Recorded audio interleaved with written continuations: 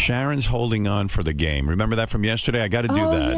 Yes. This woman who we talked to yesterday. All right, let me get to her. See, Sam Simon's on the phone. Hey, Sam, I haven't spoken to you in a while. What's happening? Hey, Howard, how you doing? Sam Simon, one of the creators of The Simpsons, who doesn't get as much credit as the other guys because he sold his portion of it, and they tried to shove nothing. Well, no, I mean, but he left. He left, but he shouldn't have because those guys try to act like Sam had nothing to do with it, but he really they don't. I think they do because when I saw the Hollywood Reporter article and stuff, I was like, hey, why is Sam not more prominent in this? Sam had a lot to do with it. Years and I left after the 4th year. I heard the drawings were really shitty until Sam took over. Oh, that's true. There you go.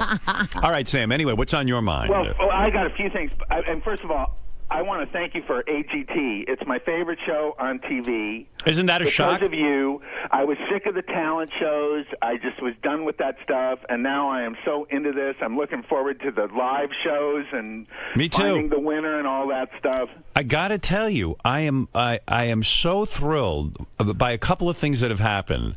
That I get a lot of email and tweets and things from people who say, I kind of gone away from not only America's Got Talent, but all these talent shows, and we feel like you revitalized that. I get so proud. Howard, it's the same thing that you did with radio. It was boring, it was over, and you have brought some unpredictability to it. Yeah, I'm very excited about that. And I'm also excited that people are telling me that 99% of them are watching the show with their kids, and they're like, they can't believe that their kids are Howard Stern fans. And so it's all sort of exciting and new. Well, I don't think a lot of people know who you really are, this reputation. Right. I see Howard on the show, and I think it's great. Right, it's fun. Although, I mean, I like when you rewatch the show, right? Yes. When you saw this mentalist, psychic, what was he? No. The mind reader. The mind reader. The mind reader. Could you tell how he did that? Well, I actually know because I've employed a few mentalists. Oh, okay.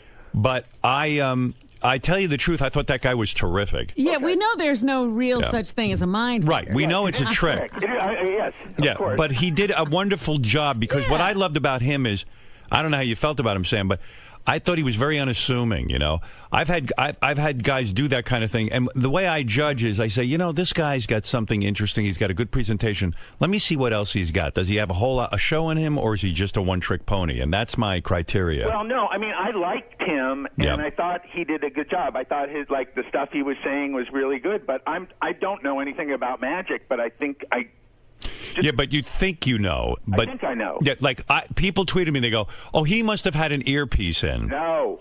There was no earpiece. Someone else goes, "He must be able to see underneath the tape, like from. He must be able to go look down." I think that's part of it. Yeah, this is all of the stuff. But for those of you who thought that he had a partner in the audience and a remote control thing, the producers told me afterwards. I said the guy did a great job. They said to me, for sure, he doesn't have a shill in the audience because he had to perform it for us in a room without anyone in it. I mean, I guess he but so he provided. That's what he did. He provided his own mask, basically. But I don't want to. I mean, I actually know something about this. Okay, but. I thought he did a terrific job, and most people who are not, privy to how these things are done, were tweeting me. They go, "Is that guy for real? Is he really able to read minds?" And so, people are fascinated by this thing. It's one of the oldest tricks, but it's still very fascinating to people. Okay, well, listen, I love AGT, but there's a show I really don't like. What's that? It's called Fast Food Mania, and it stars someone that I do like, and his name is John Hein. Well, I'll be watching the show tonight. I haven't seen it yet. Well, what's wrong with it for you? Are you objecting to what he's promoting? I'm glad you're here. I hope you're feeling better. Thank you. But you're objecting to. Side with this. I heard you say you liked it. I liked it as a show. Do I like the fact that he's telling people to eat that sort of food? Oh, of course not. God, Robin. He's not just. It is a celebration of gluttony and animal abuse and global warming that is beyond belief. Well, I got to defend John for a second. I have not seen the show yet, but listen, Sam, let's be realistic. A lot of people love fast food, and John loves fast food. What? Well, I'm saying if you're a fan of fast food, sitting and watching John gloriously kiss the ground where Colonel Sanders once walked is the funniest thing in the world to me. He could not kiss the ground where Colonel Sanders. Osama bin Laden was born on television. You're comparing Colonel Sanders who kills chickens to Osama bin Laden? Oh, I will compare that. I'll tell you why. Because obesity kills 100 million people, and Osama bin Laden killed 3. But you're thinking too much. Yeah, but this is a killing by choice. Sam. People choose this. Sam, the chickens choose to be killed? I said the people choose it. Sam, you're thinking too much. No. John, do you want to defend your show? Listen, wait a minute. Kentucky Fried Chicken is the most notorious slaughterer of animals in the world. His Holiness the Dalai Lama has called for a boycott of Kentucky Fried Chicken because they use the cruelest, most outdated methods in the world to kill 1 billion chickens a year. Sam, you're talking to a guy who doesn't. I don't eat any birds anymore. Okay. I still eat fish. And I don't eat meat at all. Yeah, right. So we understand the politics of this. But what about the planet? All right, let's talk to John Hein. John, how do you defend yourself? Sam Simon is watching your show. Will you be going into the methods that this meat is derived? Yeah, John, why are you not visiting Kentucky? Wait a second, John. Why are you not? Creatures that can suffer, John. John, why are you not visiting? Howard, in the main title of the show, listen. Say somebody feels that. Well, I want to eat a hamburger. In the main title of the show, John Hein is eating a hamburger that is 18 inches tall, and he looks like he's in heaven. It's got about 25 patties in it, and grease and cheese spilling out from everyone. It's the most disgusting thing you've ever seen in your life. And he's in bliss. And he looks like he's in heaven. Well, let me say something, because this needs to be said. Why are you taking his side? Well, hold on a second. Because you're out of your fucking mind, Sam. That's why. John, will you personally visit the slaughterhouse where Kentucky Fried Chicken kills their chickens? They won't let him in. Howard, we did, but that got lost in the edit. I see. Oh, really? Yeah, no, of course we're not going to do that. That's not what the show is about. The show is about your joy of fast food. Of course, I understand what Sam's saying. Right. But to blame... Hold on, Sam. I listened to you. Okay, you're right. But to blame obesity on the fact that these places... No one's forcing you to go there. No one's telling you to eat the food. That's your choice, whether you want to or not. You could make the point that Homer Simpson glorifies donuts and gluttony. Oh, I was getting to Homer. Oh, you were? Yeah, which is Sam's... He's a vegetarian. Creation. He's a vegetarian. Homer Simpson's a vegetarian? Lisa, the daughter. Lisa. Oh, okay. Sam, I understand your point, and the show clearly isn't for you, but we're not telling... I politically agree with Sam about a lot of the slaughtering methods and obesity. John, you go people make a choice, but they're not making an informed choice. You are flooded with your show is a commercial for fast food. Where's the other side? It's one big commercial. But Sam, I think the fun of it is that it's fun. Yes, the fun. Now, come on. Put out of your mind how bad it is. No, the fun is to watch a guy kill himself. Right. And when John pulls out that gun that shoots the sour cream, and he's talking about what a great invention it is. Yeah, that's great. He's never been in a Taco Bell in his life. You don't see the humor in that? Well, wait. This is what I would like.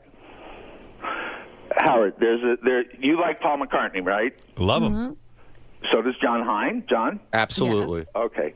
He did a short film. It's called Glass Walls. Right. It's about. It's on YouTube. Go to John. Howard, make John go to YouTube. Okay. Go ahead. And make him watch this 10-minute film about where meat comes from. Now, John, I'm your boss. Don't make me go to YouTube. You have Howard. to go to YouTube. Don't make me go to watch YouTube, Howard. Well, watch it.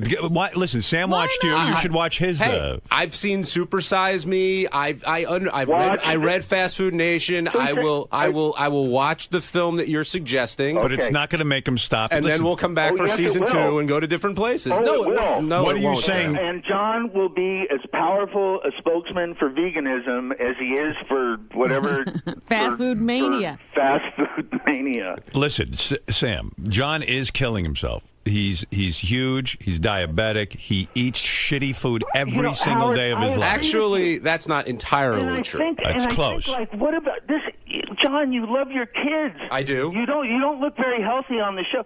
First of all, I don't know. Yeah, but his kids are getting older now. They don't need him that much. I don't know what the obesity rate in the.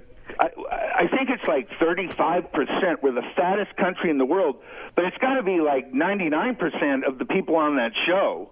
Robin, they've got the market cornered. Robin, you're an advocate for whole foods, good foods, and all that kind of stuff. Yes, absolutely. But at the same time, you can watch John's show and still find the humor in it, right? It's ridiculous. I think that the greatest thing about the show is they call it Mania. I mean, these people are crazy. Sleeping in a parking lot to get free chicken. Oh, my God. Sam, the point of this show is... The fact is, though, 60% of Americans, listen to this, 60% of Americans are obese or overweight. And the perpetrators are soda companies. So, yes, people should be able to control themselves. And yes, they shouldn't eat fast food, but that's the point. Everybody's got personal choice. And John's show is not the only show praising overindulgence. There's nothing else. Every commercial is overindulgence. John, what are you going to do? Are you going to resign? Blaming the commercials on me, too? Are you going to resign from the show or not? Your show is a commercial. Sam, the show is glorifying the Americana, the food, the event, everything behind it, and why so many people go to these places and enjoy them. Look, I know when I walk into one of these places, I'm not making the healthiest choice, but it's my choice to make, and I love the food. If if you drink a lot and you love alcohol, no one's going to tell you, you know what, get the alcohol off the shelves. You can't have it. That's your choice to moderate or not. Choice to torture dogs? I didn't hear what you said. Sorry. Was it Michael Vick's choice to torture and kill dogs? Yes. Of course it was. And he had to pay a price because it's illegal. Sam, likening fast food mania to 9/11 is a very weak analogy, okay? And it's not a weak analogy, John, because obesity is a bigger threat to this country than terrorism. So the only reason people are obese is because of these places, you're saying? Let me play devil's advocate. Let me play devil's advocate. You were part of a show that glorified gambling. It was a poker show, if I remember correctly. I used to watch it. Yes. And many people have lost their fortunes. No. Yeah, you are glorifying. Hold it. I want to finish my point. Poker is not gambling. Hold it. Poker is not gambling. Stop it. How is poker not gambling? What are you talking about? Poker is a game of skill. There's no look. Every casino game in Las Vegas, if you want to lose, you can walk up to the table or rather, in poker, if you want to lose, you can lose. Right. If you want to lose. But what if you want to win and you lose? Gambling, you can end up winning. Poker is a game where you could lose a lot of money because you think you're going to win because you think you know what you're doing. Right. It is a game that has cost people their lives. Right. And yet you did the show. So I'm saying not that you shouldn't have done the show, but, But you did, because you like gambling. That's right. But John Hein is in the same boat. He knows what he's doing isn't perfect or good for everyone, but he's doing. Do you see that point? No, because you're leaving the animals out of it. All right, so then let me give you another point. Didn't you for years manage a boxer? Yeah. Okay. Have you ever seen what boxing does to a man's brain? I mean, have you seen the human cruelty to one another? Yeah. How could you advocate that and support it? I wouldn't do it now. All right. That's fair enough. All right. You've changed your stand. The one thing I will criticize about John's show is Robin. Well, because, again, it tells you what it is. It says, this is fast food. We all know what fast food is, and these are the maniacs who eat it. That's right. The one thing I will criticize is that they don't go get, John's bigger than anybody he interviews. Like they give you these couple of people who can eat this crap and not be obese. Not the shows I saw. No, there was a very an attractive girl talking about her love of something, and I saw a couple that won the Chick-fil-A or the Whataburger contest, and I just thought, oh my God. Yeah, well, there was that 100-year-old couple. That's again Robin, saying Sam, you can actually live on this. Sam, have you voiced this outrageous anger toward The Simpsons when they have fast food companies advertising on it? Have you demanded that The Simpsons remove all fast food restaurant advertising? Like Disney getting rid of all that Right. stuff. Have you demanded? No, I haven't. All right. Well, okay. But, all right. Well, you've got work to do. I actually do think that Homer satirizes America's. First of all, I think it's too subtle. 30 years ago, when The Simpsons, I don't know how long it is. Right. John probably knows. But Homer was fat. He's not fat. He's actually the average weight of an American now. Right. Now his fat is normal. And we always and it was supposed to be a joke that he loved this food. He was supposed to be a moron for doing it. And now. Well, I understand your point. I understand your point. John Hein, my first what?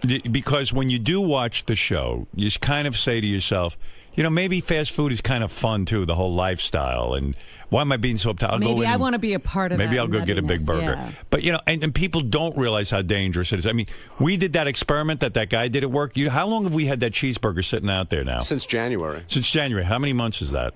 6 almost. Is there a cheeseburger still out there? Yeah, we have a cheeseburger because we read about this in the paper.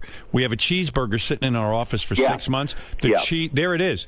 The cheese is absolutely perfect. Yep. There is no mold. And John Hein, when he's at White Castle, he goes, look at that. 100% beef, everybody. I mean, that scares the shit out of me. It's really 100% beef. That thing has not changed. No. How do we explain that, John? That the roll, the beef, and the cheese have no mold, and that's 6 months. Yeah, it's preserved well. Doesn't that scare you? Yeah, it does. And you're eating that. No. Well, it's a cheeseburger, so Sam is calling. Sam is calling for you to show that aspect of fast food on the show. No, yes. Well, they're not going to do that. But no, we're not. Sam. I want John to watch Glass Walls with Paul McCartney on YouTube. And he has to watch the whole thing. Sam, I will watch it. I pledge here I will watch that show. Okay. But you call up Howard, but you call up Howard, and I know you said it's nothing against me, but you basically trashed the show, which just got out of the game. And you're entitled to your opinion, but you're preaching like this is something that's not done on television about any. I mean, that's a great point Howard made about your poker show.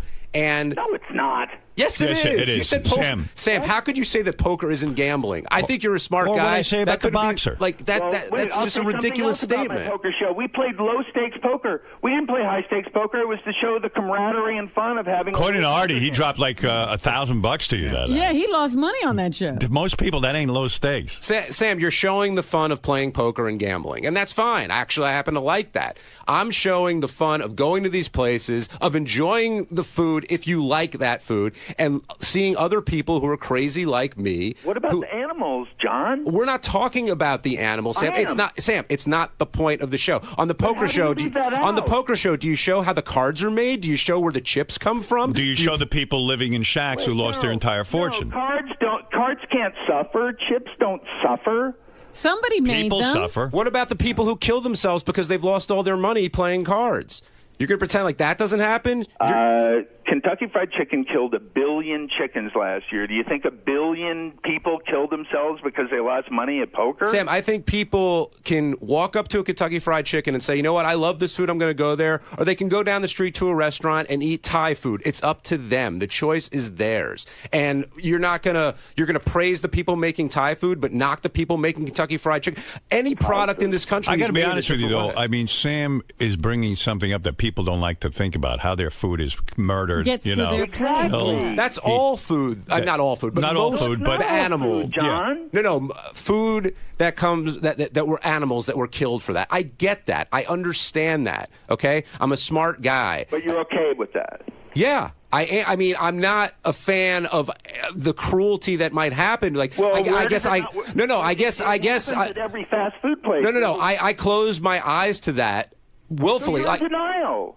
Of course I am. He doesn't want to think about it. I don't want to think about it. I want to enjoy the bucket at KFC. And that's my choice to make. And a lot of people make that choice. That's I'm saying all right, make boys. That choice is horrible, I think. Sam, not everybody in the... No, but you're saying like you appreciate... I respect how you eat and how Robin eats and how Howard eats. That's your choice, and that's fine. But don't tell me how to eat. Okay? The whole world isn't vegans and vegetarians. In fact, most of the world isn't. But, John, you're saying that this is me telling you, and I'm saying I don't care about you. I care about the animals. They're suffering because people eat meat. Yes, and they will continue to suffer because people eat meat. That's the way the world is. And you want to change the world. I get it. Not after you watch this video. All right, Sam. Go watch the video and tell us what your reaction is. Hey, Howard, John Hein, it turns out, is in the most controversial show of the year. It is. It's look at him. amazing. He's done it again. I thought it was you, Howard. Yeah, me. I'm just a nice judge. Sam, you'll like this week's episode a lot better. It's all about the drive-through, the different drive-throughs throughout the country. Well, Sam, you can get one of course, I will say again, the meat... Is that bad for the mileage on cars or something? Gases than all the automobiles in the world combined. We can save the world from incinerating by not eating meat. I'm tweeting at Simon Sam. Simon Sam. All right. Are there more cool tweets about murdering chickens? I'm about to send out some links to the Dalai Lama saying boycott KFC. I'm going to do. Wow, John has inspired protest. And I'll do all right. Yeah, yes, Sam, are you getting laid? That's all that counts. You sound like a guy who's not getting laid. What? Are you getting laid? Yes, sure. All right. Yes, Gary. That's the guys in the office are asking. Sam has nice cars. Do they have leather seats? No. Okay. All right. No. Everybody always looks for these stupid things. No. And not only that, they're solar. Yeah, by the way, all of his cars are solar? I've been in Sam's car, and I got to tell you, there are no seats. All right. Thank you, Sam. Okay. Good to speak with you. Bye. Wow, controversy follows you, Man, John. he was on fire. When your dad goes to KFC, does he think about how the chicken gets killed? My dad doesn't think about me. What is he going to think about a chicken? He looks at a chicken the same way he looks at me. Doesn't mean it's not right not to think about how the animal gets to your plate. Yeah, but I'm not. But I don't think the consciousness of the people that John is talking to is all that high. Right. They're not caring about where it comes from or how it got there. Well, if anything, you should thank Sam. That's got to be an excellent commercial for your new show. Yeah, I think so. But the logic that poker isn't gambling, and he kind of lost me a little bit there. Look, anything that people like, they like to defend. Look at you. Of course. That's it. Robin just called me dumb, but I don't care. No. I didn't say you were dumb. I said the people you're talking to. Hey, you're like the professor of dumb people.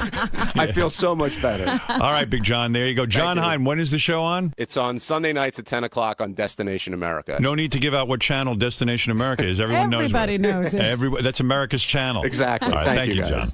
Poor guy's got one fucking show on Destination America. Sam found it. Sam is screaming about a show nobody sees. Yeah, I mean, yeah. By Sam screaming about it, he actually got them some audience. He's going to make it a hit. John. Yes? Well, first off, don't they say all press is good press? I hope so. At first, I was really ticked because it seems like Sam went out of his way to knock the show. Right. But in listening to his argument, I know he's a big animal rights advocate, and I really do respect that. But I think he's kind of missing the point when it comes to this show. We're all about the celebration of fast food and exploring why people eat it and the history behind it. And he's just looking at how the food gets killed. And I think whenever anybody goes into any restaurant, you're not necessarily thinking about that. You're just enjoying the food. And that's the point I was trying to make. And Sam is just another hypocrite with another. We're all hypocrites, and we all have vices, and we all do things that, we all have things that we're passionate about. But when you guys pointed the finger towards him with gambling, with being a boxing manager, with the way The Simpsons portray certain elements of society, he really had no argument. I'm glad Howard brought that up. He argued it much better than I did, and it's true. I mean, I love to gamble, but you're kidding. Poker isn't gambling? Right. That's just a stupid thing to say. And with managing the boxers, though I said he wouldn't do it now, you get in the ring, you're taking your life in your hands. I'm not not knocking either of those things, but people understand the consequences of what they're doing and then make their decisions accordingly. And that's all I'm saying about this. Plus, this is more about, having kids that had birthday parties at these places when they were 6 years old. The goofiness and the wackiness and the fun. This isn't a hard-hitting documentary on cuisine. That's not the point of the show. It's just to have fun at these places that so many people go to. Right, it's about the culture and nostalgia associated. Absolutely. All right, Sharon, I've kept you on hold long enough. I promised you I would get to you first thing in the morning. Oh, it's no problem. All right, Sharon. Sharon wants to play a game. I have a Bigfoot game for her. It's time to play Bigfoot game. How is the Bigfoot game played? Yes. Glad you asked that. The Bigfoot game is very simple. If you're playing along at home, have fun and get our home game as well. The game is played very simply. We ask Bigfoot a question. Let me give you a sample. Here's the first question. This doesn't count. This is just a practice question to get you familiar with the game. We ask a question like this. What is bin Laden's first name? All right. Now, bin Laden, as you know, is Osama bin Laden. And most Americans know that name. It's gone down in infamy. But does Bigfoot know the name? But Bigfoot lives in Vermont. He's isolated. I don't know his intelligence level, but it doesn't seem all that high. Mm-mm. And so, you'd sit there and you debate it in your head, but you got to come up. It's, listen, you got a 50-50 chance. The big thing about these games is that Bigfoot does know something. Well, we just don't know what it is. That's right. You got to tap into the Bigfoot mentality. Like, for example, I would say he probably does know Osama bin Laden. Really? Yeah, I would think so. No. You would say no. What would you say, Robin? I think he must know Osama bin Laden. Right. So this doesn't count. This is just to see where his head's at. Let's find out. Bob bin Laden. Well, actually, that's. It's right. No way. His real first name is Robert. He changed it. No, you would have been right, Sharon. You would have won. Yeah. Okay. So there we go. All right. So we're going to play the Bigfoot game now. Now, Sharon, in order to get this fabulous gift of the iPad, which I love, and Citrix was kind enough to give it to us. Yes. In order to get it, you've got to get 3 out of 5 right. Oh my gosh. Okay. Yeah. Okay. So let's start with your first question in the Bigfoot game. All right. Here we go. What is H2O? What is H2O? Now, you must know that, Sharon, right? Yeah, I know what that is. What is H2O? It's water. Water. That is correct. Now, get inside the head of Bigfoot. Absolutely not. You say, no way he knows. Now, Bigfoot had to go to school. They teach that in every school. Yeah, but what class was he in, Howard? Yeah, no way. I think he went to school for head lice. No way. All right, here we go. H2O, you say no. Fred, lock her in on a no if you don't mind. All right. That is my game show assistant, Fred. Thank you, Fred. Yeah. Most people have a beautiful woman. No. You're Fred. My Vanna White is a rather haggard, it's the bizarro world, tired man who I met in Hartford. A true genius would have, a hot blonde. Yeah, Megan Fox would be your assistant. Even Merv Griffin knew to put a hot blonde there. But I have Fred. All right, Fred, you locked her in on a no. I did. Let's find out. The question is, what is H2O? Water. There you go. No way. You got your first one wrong. And he said it definitively. Yep, this is what I'm telling you. The game is trickier than you thought. Boy, it sure is. Yep.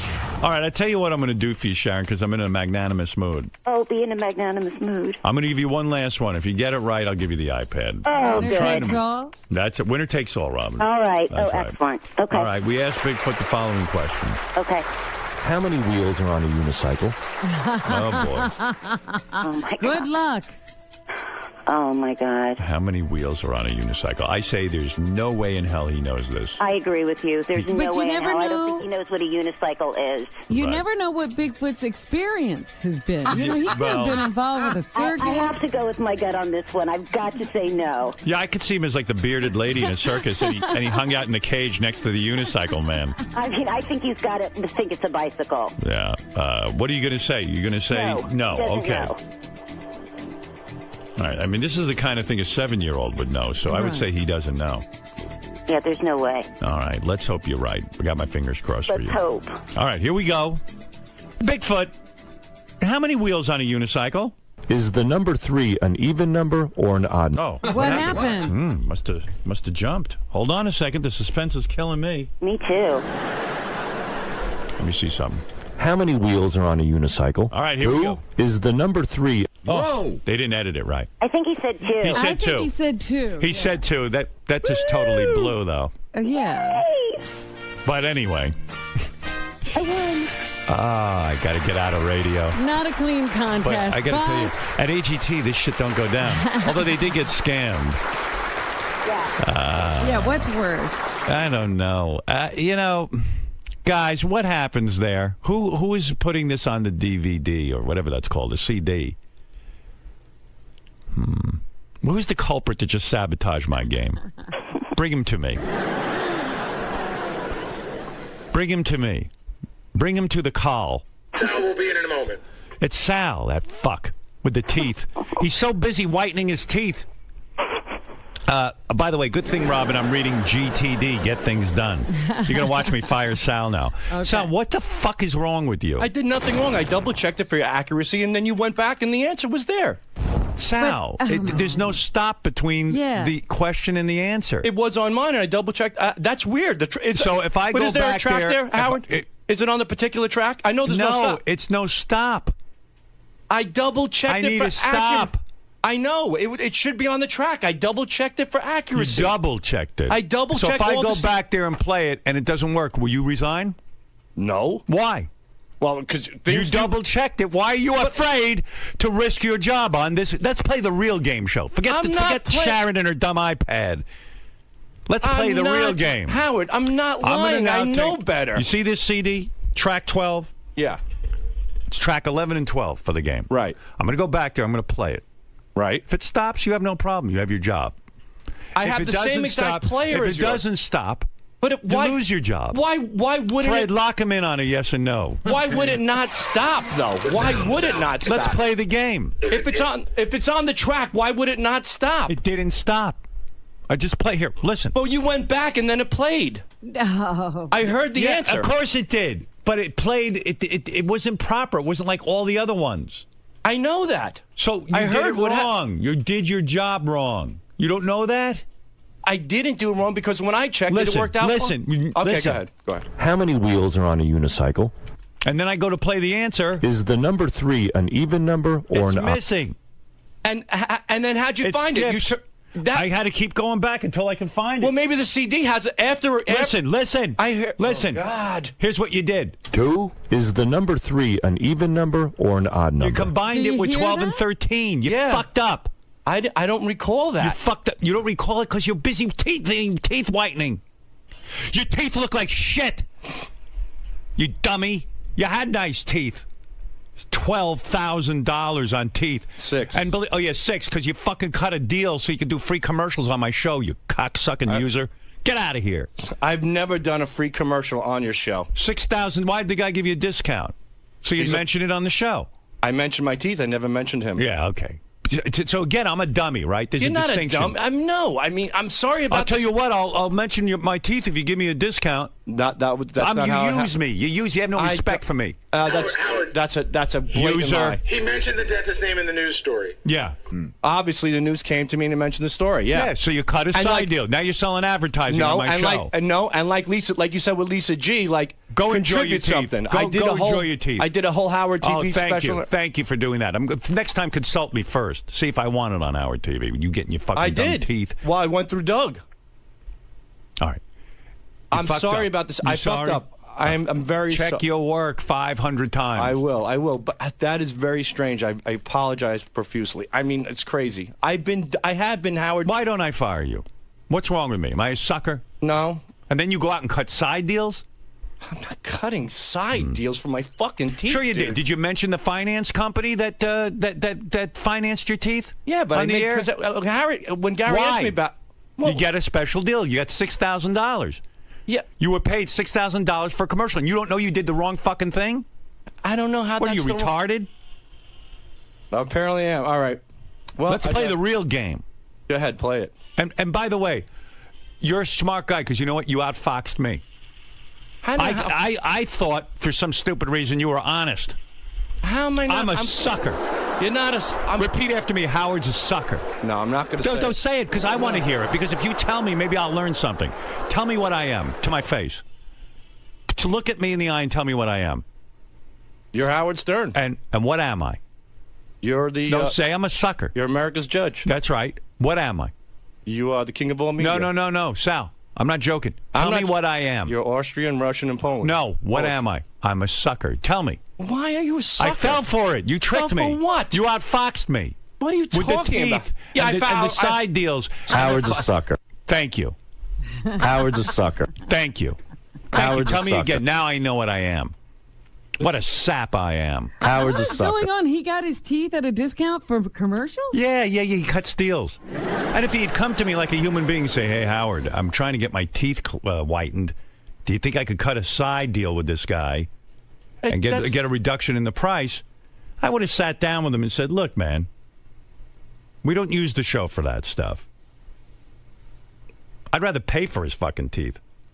First of all, his teeth are ridiculous. He didn't need these teeth. You know, I mean, I could understand it if it was for something. Robin, you got really breast reduction. needed. You didn't need that. Did you need breast reduction? I didn't get a And you talk about your tits every day. She I needed didn't it. get a discount. I don't Never get- mentioned the doctor. Well, discount or not, there's discounts every day. If I go out and buy a pair of jeans at a discount, am I using it for the show? you I'm still got the paying out of my discount pocket. because of my show. Absolutely. There is. You used me. I didn't use You just said absolutely. You got a discount because of the show. There's a relationship so to the show. you came in here and it's told inevitable. the guy, I work at the show. You told the guy, don't worry, pal. Howard will... No, I he's never such a said sucker. that. I swear you on think my David children. Letterman's staff is able to cut side deals for whitening their teeth, and then they go, don't worry, Dave's a fucking sucker. I'll get Howard's on a camera. sucker. I'm No. a sucker. Tell me. I'm to my You're face. not a sucker. No, I am. It's That's not okay. the deal. I was Tell me what I am. I was Howard's a approached to sucker. get my teeth No, done. come on, man. I was Tell me approached. what I am. Don't be a pussy. I'm not being a pussy. I'm being Howard's for real. a If I was a sucker. fucking pussy, You're I'd a call you a pussy. sucker. You're a fucking no, pussy. No, Howard's a if sucker. I Tell was a me pussy, what I am. Tell the world what I am. I'm a sucker. How the fuck are you a sucker? Because I got a fell for discount on teeth. If you I worked never for even mentioned Letterman, do you think you would have snuck on the show and mentioned your discount for teeth? No, and I didn't sneak on the That's show. why you won't work for Letterman. I didn't sneak on Howard's the a show. sucker. I don't want to work I'm for a Letterman. sucker. Howard's a You're sucker. not a sucker. I am. Howard's a Sal, sucker. you outsmarted me. I go I around thinking outsmarted I'm you. smarter than Sal. I got my fucking You're teeth done. smarter It's than my me. business. You're smarter than Listen, me. if I work here, certain things come up. Oh, Howard's a yeah, sucker. okay. When I told the caught dentist my that you could wife get on cheated here. on me, was I a sucker then? You told. No, it was contributed to the show because I work here. I No. get my teeth No, done. no, I didn't tell him That that. is Don't not put the words same in my thing. mouth. Yes, you did. I did not tell him that. I swear on my kids. Bullshit. I did not. Bullshit. He came up to me at a club and he said he could help me with my teeth and give me a discount. And that's exactly what I did. And then I went to Doug and said, I'm getting my teeth done. Would you like to tape it? And he said yes. And I never mentioned the fucking guy's name on the air ever. Only on my Bullshit. Twitter. It's not bullshit, dude. That's bullshit. Bullshit. What you're saying is bullshit. Bullshit. Fucking maniac. I'm going to have a heart Would you attack. go back and fucking stop looking at yourself in the mirror with your teeth and your tanning and make sure when you put together a game that you do it right? I'm very, very sorry. These things do happen. They're technical issues. They do happen. They are inevitable. All the computers around here. I've been trying to get a new computer for 3 months. You know what the guy said to me today, Suresh? What'd he say? He says, we have to wait till a whole bunch of computers break down because SiriusXM won't just fund one computer. Let me tell you something about this company. They've lost interest in this show. They take it for granted. You should have a computer inside of 3 seconds. I know. If it wasn't for this show and what we do. See, now you got me off track from yelling at you. You fuck. can yell at me again. I am don't care. stupid. But this is the truth. Because now you brought up a topic that's even worse than your teeth. And you know what that is? Crazy. Yeah, that's crazy. You should have a computer in 3 seconds. Because I have to remind this company, even though they don't listen, the reason the whole thing exists, the reason that one guy's trying to buy the company from the other guy, the reason there was a merger, the reason everything happened was one reason. This show. This show, that's it. There's no other reason. And this fucking imbecile with his teeth can't get a computer. I asked the guy, I go, you know, the computers are slowing down. I go, I know you have virus software. He goes, yeah, but we don't have spy software. I go, why don't you put the fucking anti-spy software in the computers? Right. He says they won't fund it. And they said... They won't fund it. And by the way, all of your computers here, he says, particularly in Studio 69, you guys do not have spyware, anti-software. Oh, you want to know why? And he goes, you know what they said to him? What? They go, if the spyware should happen to come in, just wipe out their computers and reboot everything. And it's just crazy. You know what it is? It's a penny-wise, dollar-foolish. Because I'm the enemy. Don't you know that? Don't you know every company I've worked for and built up, I become the enemy because they all get jealous? It's happened everywhere. I thought it was going to be different here, but things rapidly changed. Mm-hmm. I'm the enemy. I'm the enemy. You are. I'm always the enemy. Even to Sal. I caused a merger of two companies when XM was clobbering this company.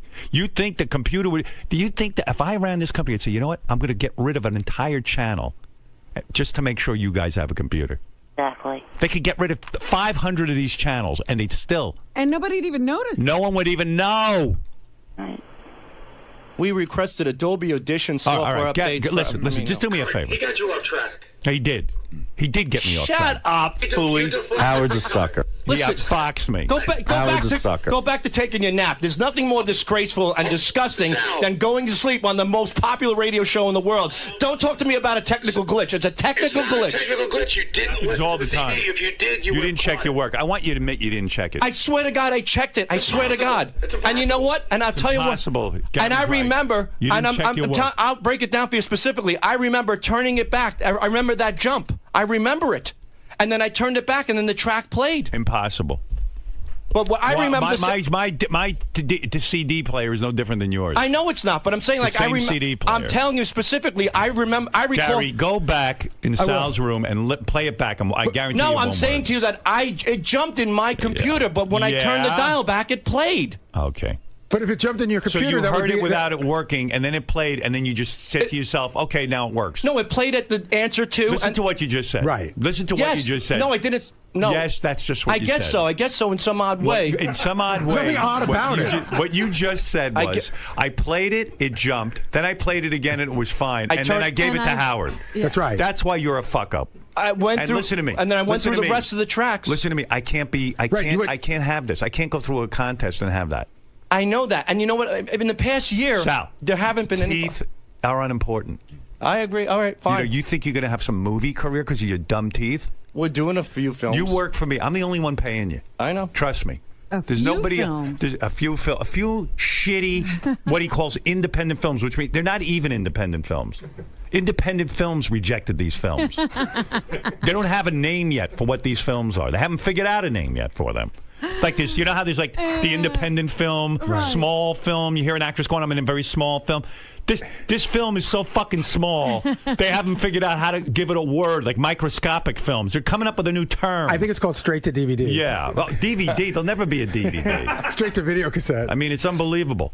Teeth are not a career. Let me tell you something. If teeth were a career, Gary would be king of entertainment. Got Use me your a job. head.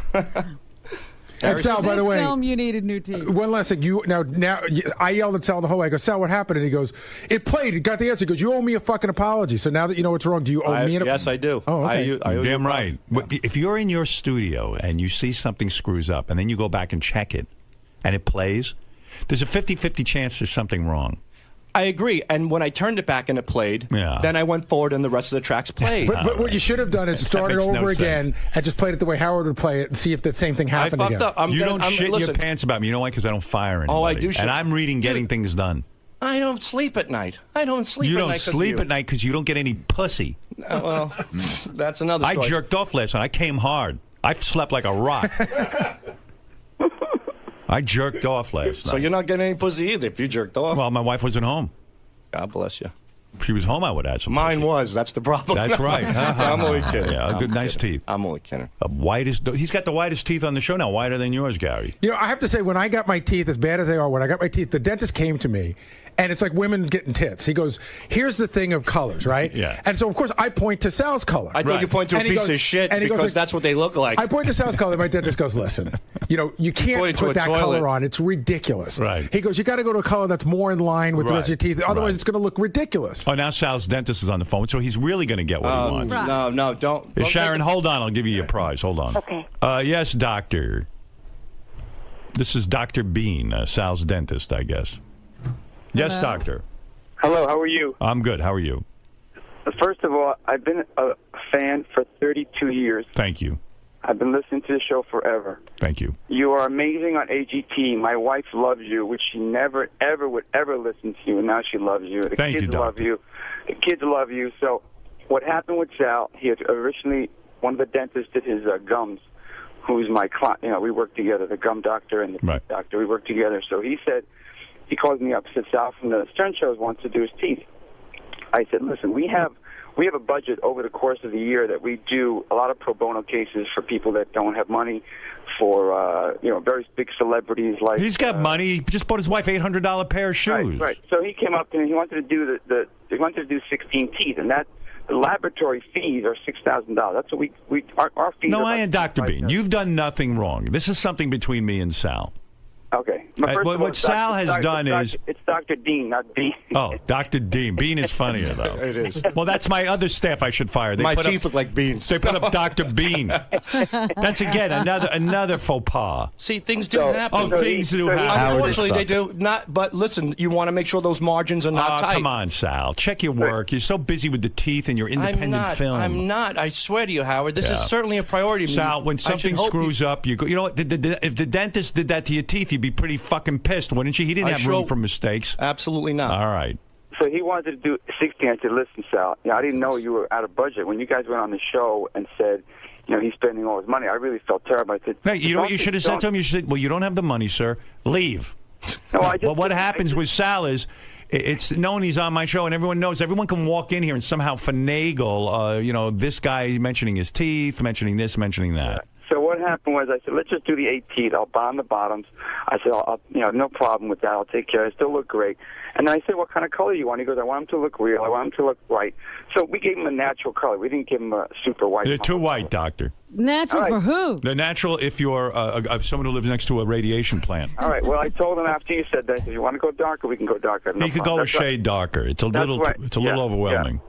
That's why we put the temporaries that way, so that the patient can kind of work it out and see. Well, that was wise of you. I don't have a beef with you, doctor. I don't know. I think that was brilliant because you put those sparkling white teeth in Sal's mouth. Somebody's got to talk about. Hey, this guy's well thought out. Well, there are teeth. I mean, look, I got a job here because of somebody's teeth.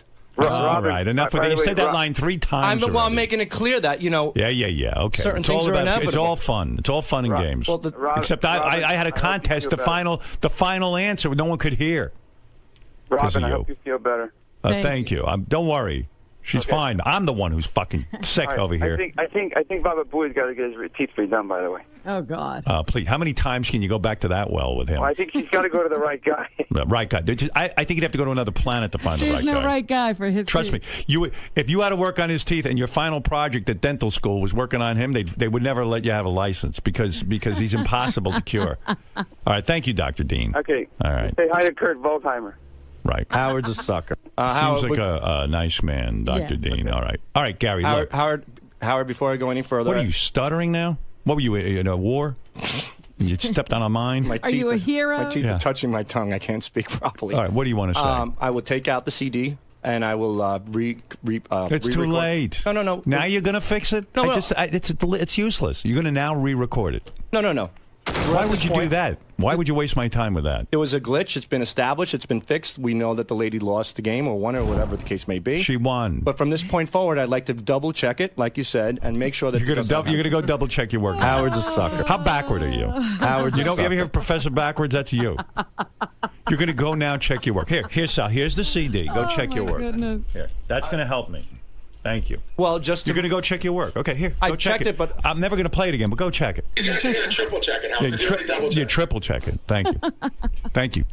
Thank you. Thanks, Sal. You're welcome. Well done. And you did a good job with the thing, and then you fuck up. It was a great game. It was a great he comes game. up with great ideas. And then he doesn't follow Maybe them. let Richard record this stuff. Maybe you don't know how to work the equipment. Richard does record some stuff. We work on these things together. And then you make fun of Scott. Scott knows how to record things. Let him teach you. CD skip once in a while. I know Maybe they shouldn't skip here. I know Can that. we make There's a new no rule? excuse. Can we make a new rule between us? Yeah. Every time I play a game on the show, after the game is over, go back and double check the CD. Okay?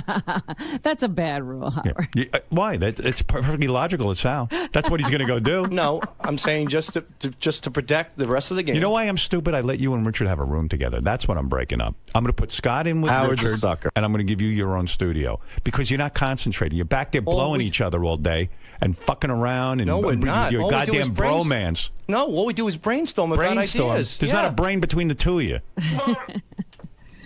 Why don't you let someone else check your work? I do. I Take give the CD to Give it to Scott. Richard. I have. Or I give it to Scott. Did you give that to Scott?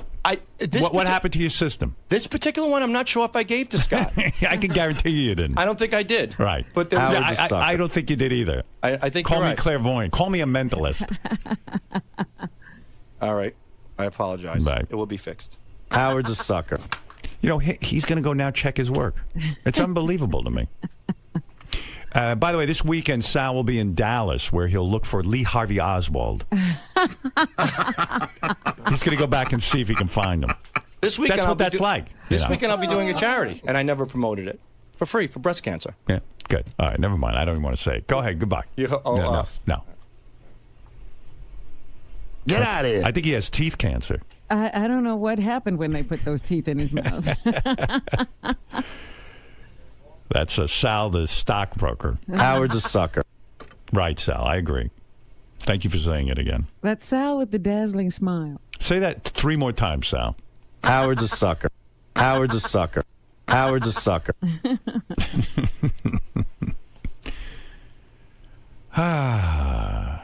I'm reading that book, but it's doing me no good. Well, what does the book say in a case like Well, I'm this? only up to chapter Howard's a 2. sucker.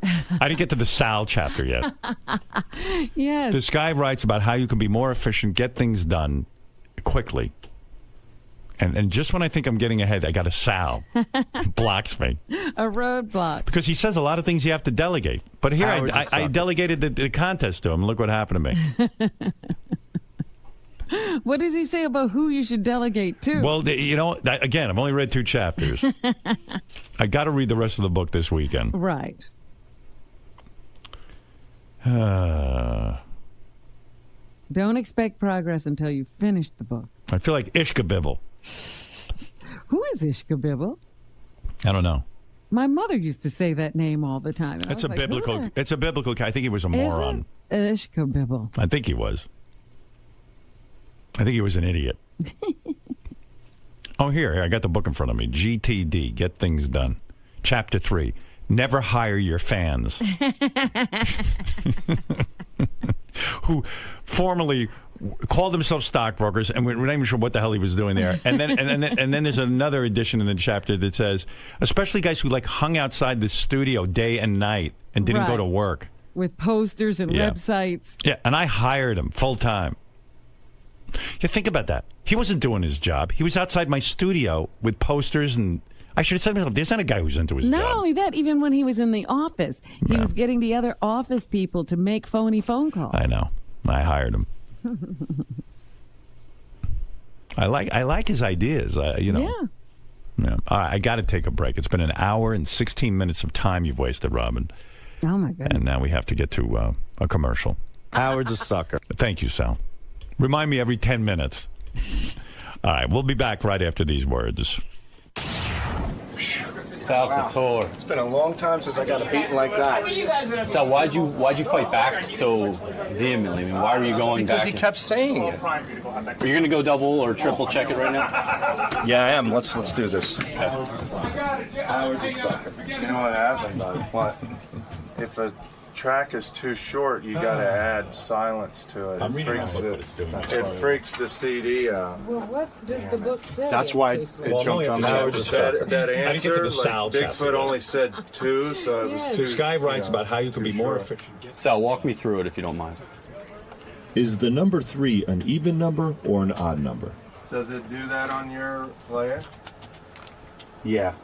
Well, like I said, originally it did, but then when I thought the tracks bled, and when I turned the dial manually, it worked fine, but it didn't. I just thought that when I first did it, and I heard the two jump, I was like, I thought that sometimes, like if you hit the button too fast, it'll go to the next track. I thought that's what I did. So when I turned the dial manually to track 13, it was fine. So I said, and that's where I screwed up. I didn't realize that it wasn't me hitting the button. It was the track itself was too small. And when the track is too small, it will bleed into the next track on the player. So, I got a new computer for you. Sal, was it? That's Friday awesome. it'll be loaded. Sal, was it an error on your part then? Yes. By not leaving enough pad time and yes.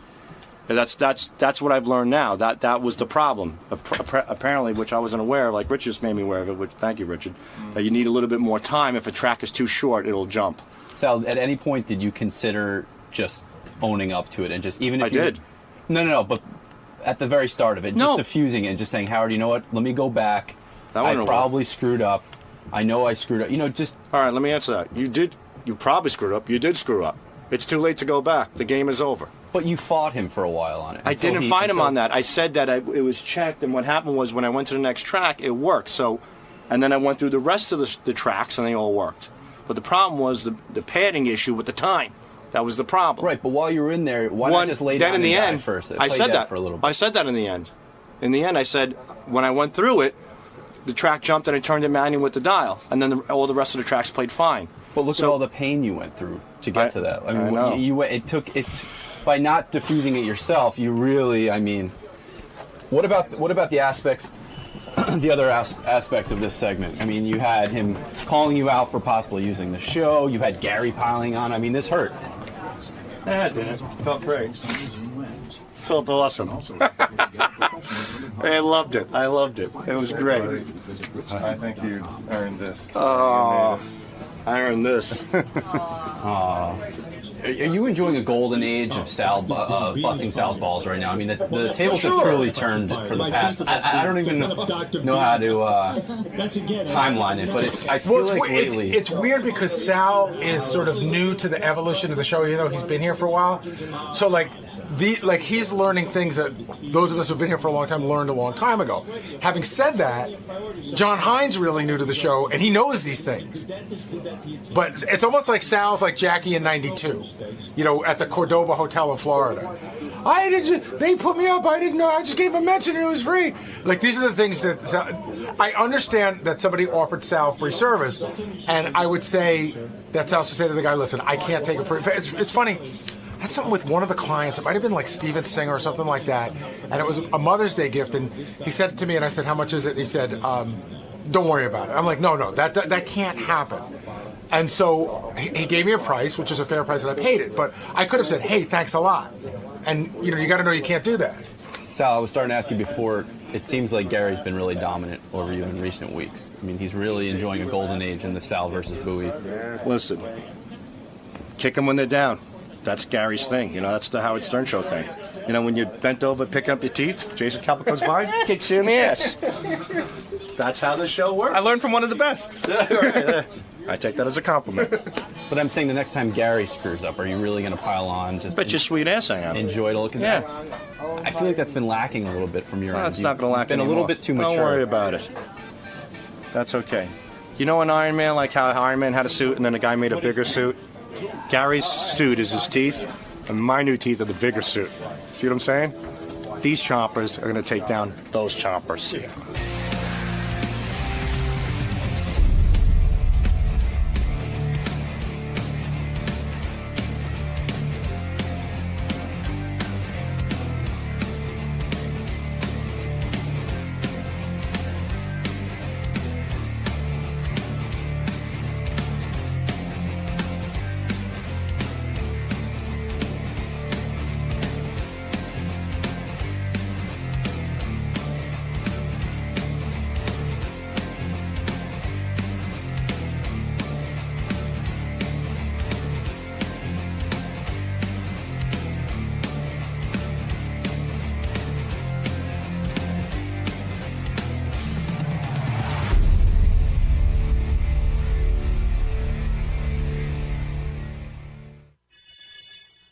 Talked to Howard a little bit. You know, I don't know what about. Well, he's uncensored now, so how are you feeling? How do you feel about talking? Oh, well, that's okay. That's okay. It doesn't mean he's a bad person, you know.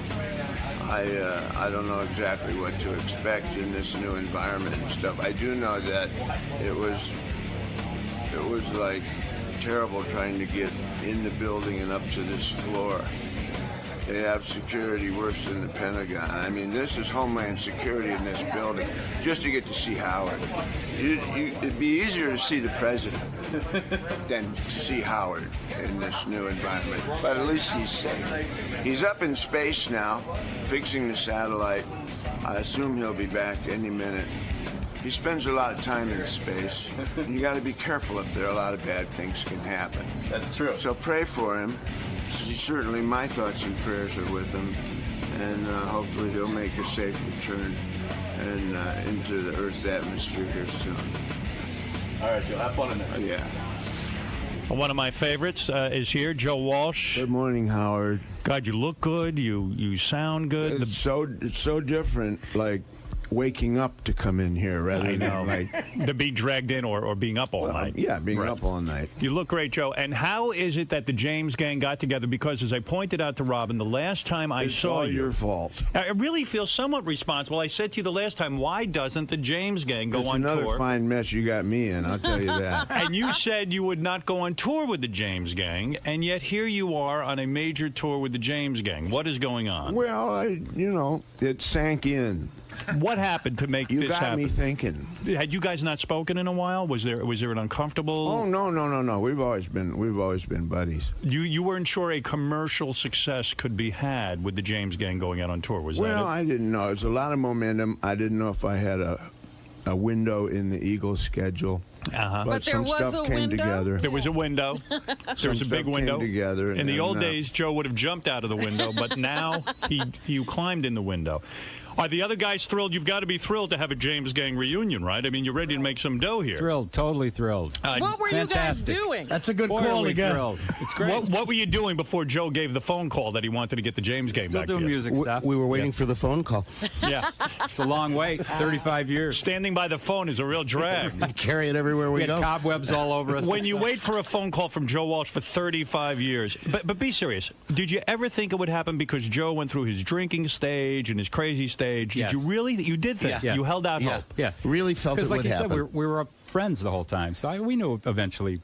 Is it exciting to be back on tour? Fabulous. Completely. And what are the audiences like? Are the groupies? Right. Are Unbelievable. Yeah, there are groupies. What do they Well, they're look in like walkers. now? They are walkers, but they're We have our own now. They're over there. So, of course, you got Joe, and you got Jimmy, and Dale, and Bill, and you've got three beautiful women working with you who sing backup. Is that it? Backup singer. You got Stacy, Robin, and Gia. Is that correct?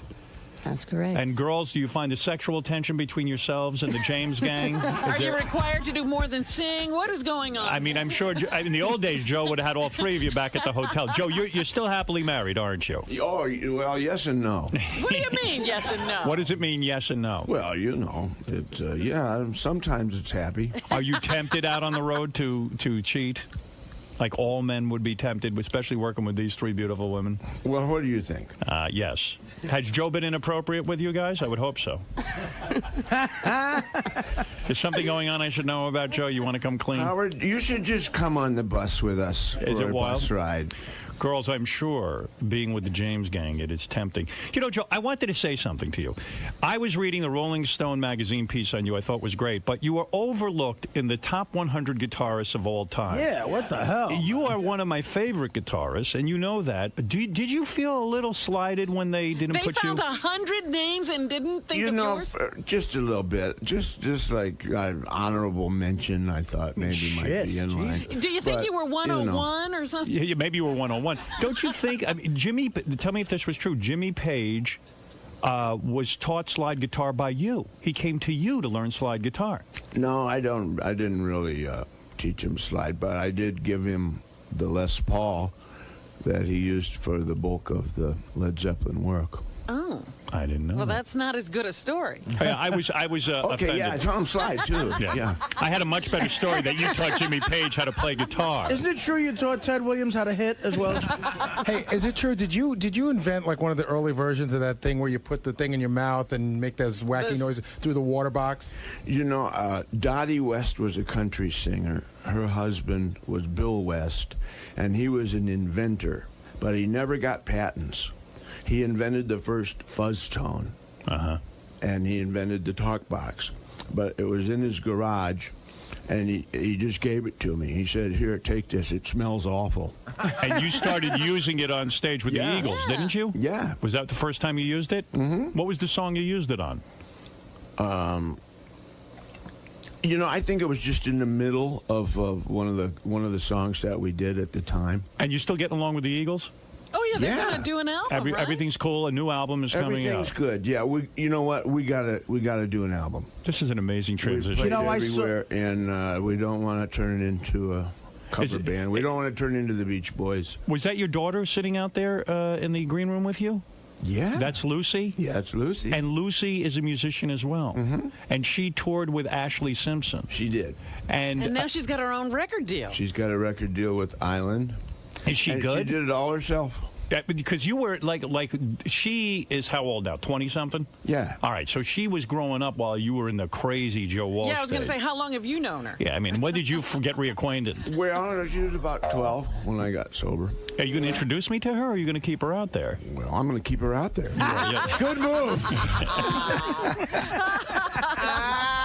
You're a smart man. No, but she evidently is very beautiful and a musician. She's a great musician. Holy smokes. But growing up, you didn't have much contact with her, right? Because yeah, right. So do you think it was like a case of I want to be like my father? Maybe I'll get to know my father through music? Yeah, I think so. But she's got the music gene. And now you guys hang out together and you're reestablishing. Oh, there she is. Oh, good. There she is. Good. She is. Hey, Howard, baby. this is Lucy. I'll be polite. Don't worry, Joe. Hi, Lucy. that's How are Howard. you? Hi, Robin. Hi there. How are you? I'm very well. So, Lucy, you have your own music career going now, right? And you have an album coming out? I do. I'm a recording artist on Island Def Jam. What kind of music are you doing? You rocking or? It's definitely going to be pop radio, but it's I think it's a breath of fresh air for artists my age. These girls that are kind of. Do you go by the name Lucy Walsh? Yeah. Is it hard being the daughter of the great superstar Joe Walsh to actually go out there and try to make a musical career while you have a father like that? I think that the name gets you in the door very easily, but if you don't have the talent to stay there, nobody gives a shit, really. Do you think that it was a way of connecting with your father because he wasn't around, because he was, he was high all those years and everything? Well, I've definitely learned a lot about the ways that he is. Right. Doing it myself and seeing what it's like to be on the road and seeing how freaked out you get when you come home and you just want to be left alone. And so you understand your dad. You understand he probably loved you. He just wasn't capable of dealing with you. Oh, this must have been some group therapy session you two were on. Oh, yeah. Oh, man. Yeah, so when it was did you start sweet. to get to know your dad again? I mean, I'm pleased to see you guys running, because I love Joe, and it's nice that his daughter has a relationship with him. in my early teens. In your early teens. We kind of made the big commitment to reconnect. How was that? Did you yell at him a bunch first? Yeah, were you really Did it? angry? Yeah. A little bit, yeah. Was Joe able to We take had a it? couple good. Oh yeah. He was able. Well, he just sat and listened, and then he. I had it coming, didn't I? Yeah, oh, Joe, yeah. I'm proud of you. I'm proud of you for being able to handle that. Yeah, that's not easy I to don't handle. do that anymore. She That pretty was much taught me how to be a dad. That would drive me back to drink, that yelling situation. So now you guys have a good relationship. By the way, you're a very attractive girl. Now, Thank you. which wife was Lucy's mother? Was it number one or number two? Number two. Number two. Plaintiff. Plaintiff. Plaintiff. Plaintiff, That's her yeah. name, yes. And now you have a nice relationship with your father. It's wonderful. That's great. It's Did- very interesting, and it's definitely a learning process. Did you have rebellious years where you tried to get his attention by acting out in bizarre ways? I think those are Now. I think that's starting now. Right. You are. You're shooting a pilot for a reality show, right? We've been working on an MTV pilot. You're in it, Joe? Yeah, well, I have to be. Yeah, it's kind of. You want to play her dad? No, okay. Joe, you're very private, actually. Very private. Does it bother you to be on an MTV reality show being Lucy's dad? It does. Because there's a lot of shit that still needs to be worked out, right? A little bit. Is it all honest and come out? Is there embarrassing moments? Well, they're going back and forth. I mean, for me to be me, it's got to be unscripted. Right. And as soon as you say Joe Walsh and unscripted, guys with ties get really nervous. Right. Yeah. Did you have video cameras in your home following you around? We did a pilot. Oh, you did it? Yeah. And that didn't disturb you? How was that? Yeah.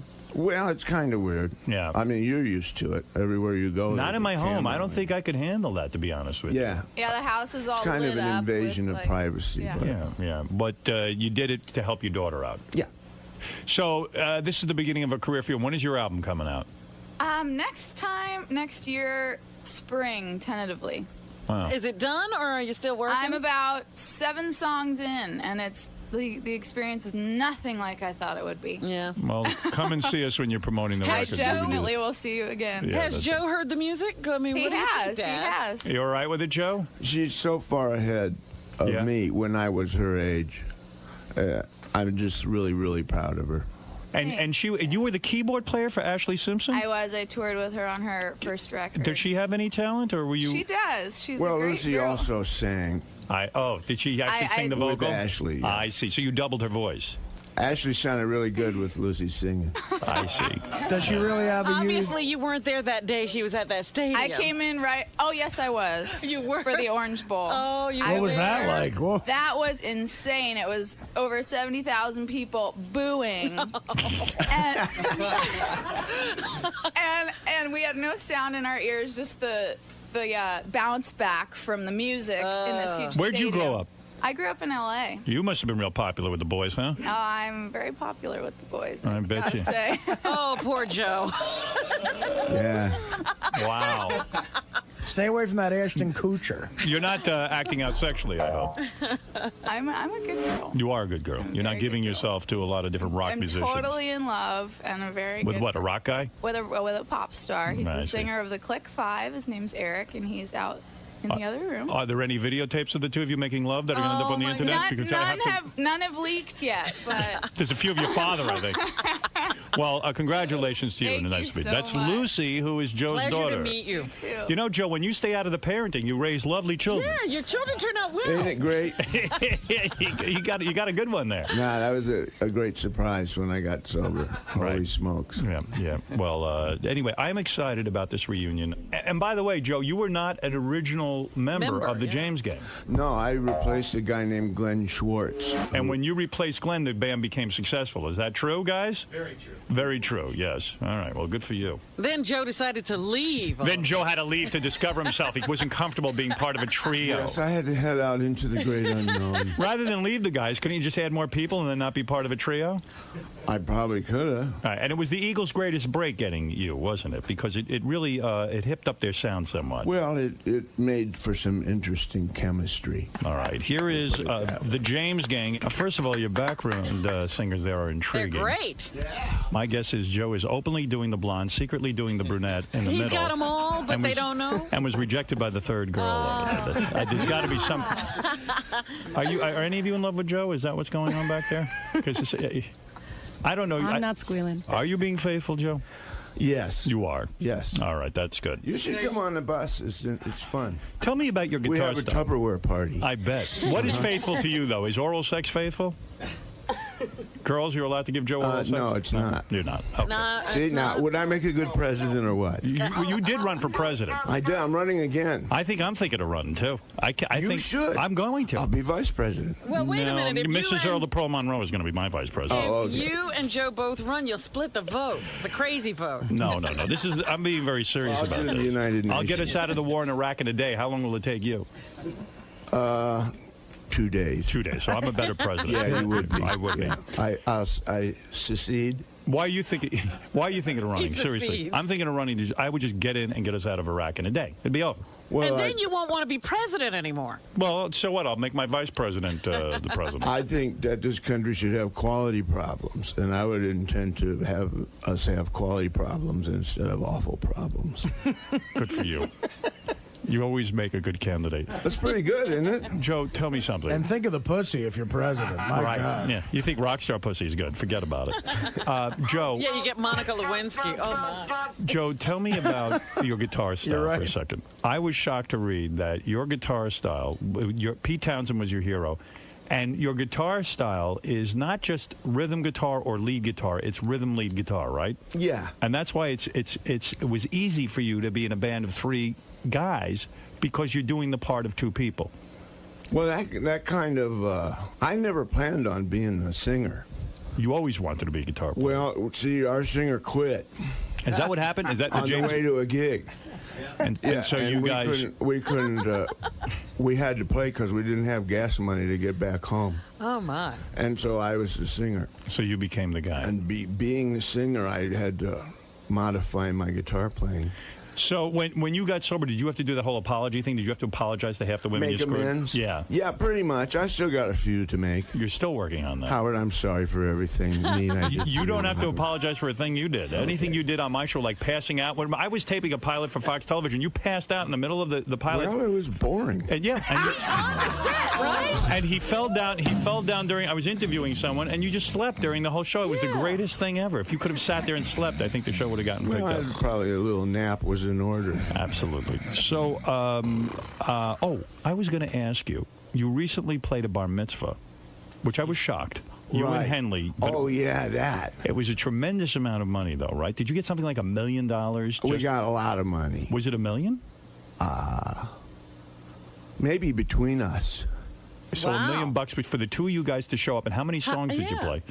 Oh, we played about 6. 6 songs. Yeah. Holy shit. That's about I don't know, $300 a note. Yeah. That's pretty good pay. And all the free gefilte fish you could eat. Yeah. Isn't that crazy? Were you shocked when you got such a an invitation? I mean, and you Yeah, accepted it's weird now. Billy Joel said he got invited to the same function, and he said, I don't do bat mitzvahs. Like, that was his thing, his rule. He didn't care how much money someone paid him. But you're willing to go do a bat mitzvah or 2 for $1 million, right? Well, sure. Why not? Were you shocked to see Fleetwood Mac backstage? They were there too, right? Right. Oh, all kinds of Steve Tyler came. I mean, it was unbelievable. That was amazing. When It they really heard was we were crazy. getting a lot of money. Did you wear a yarmulke? No, I didn't. You did not? No. Well, this wasn't the religious part. This was the party, right? It was nuts. This poor girl. All she wanted to do was like have some people over to her house. And her dad throws this huge party. Right. Yeah, well, I actually know the family. And the whole place was full of intoxicated 14-year-old people. Oh, my. And I didn't know quite how I fit into all that. But well, what songs did you do at the bar mitzvah? We did a couple of Henleys. Right. Boys of Summer, stuff like that. Nice. And a couple of mine. The kids danced, and it was a good time. Yeah.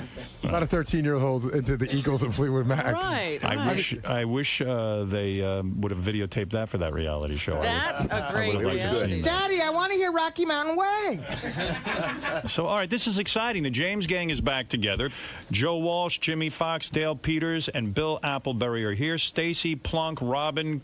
How do you say your name, Robin? Robin Kermsey. Kermsey. A little egu over that E. Yeah. You married woman?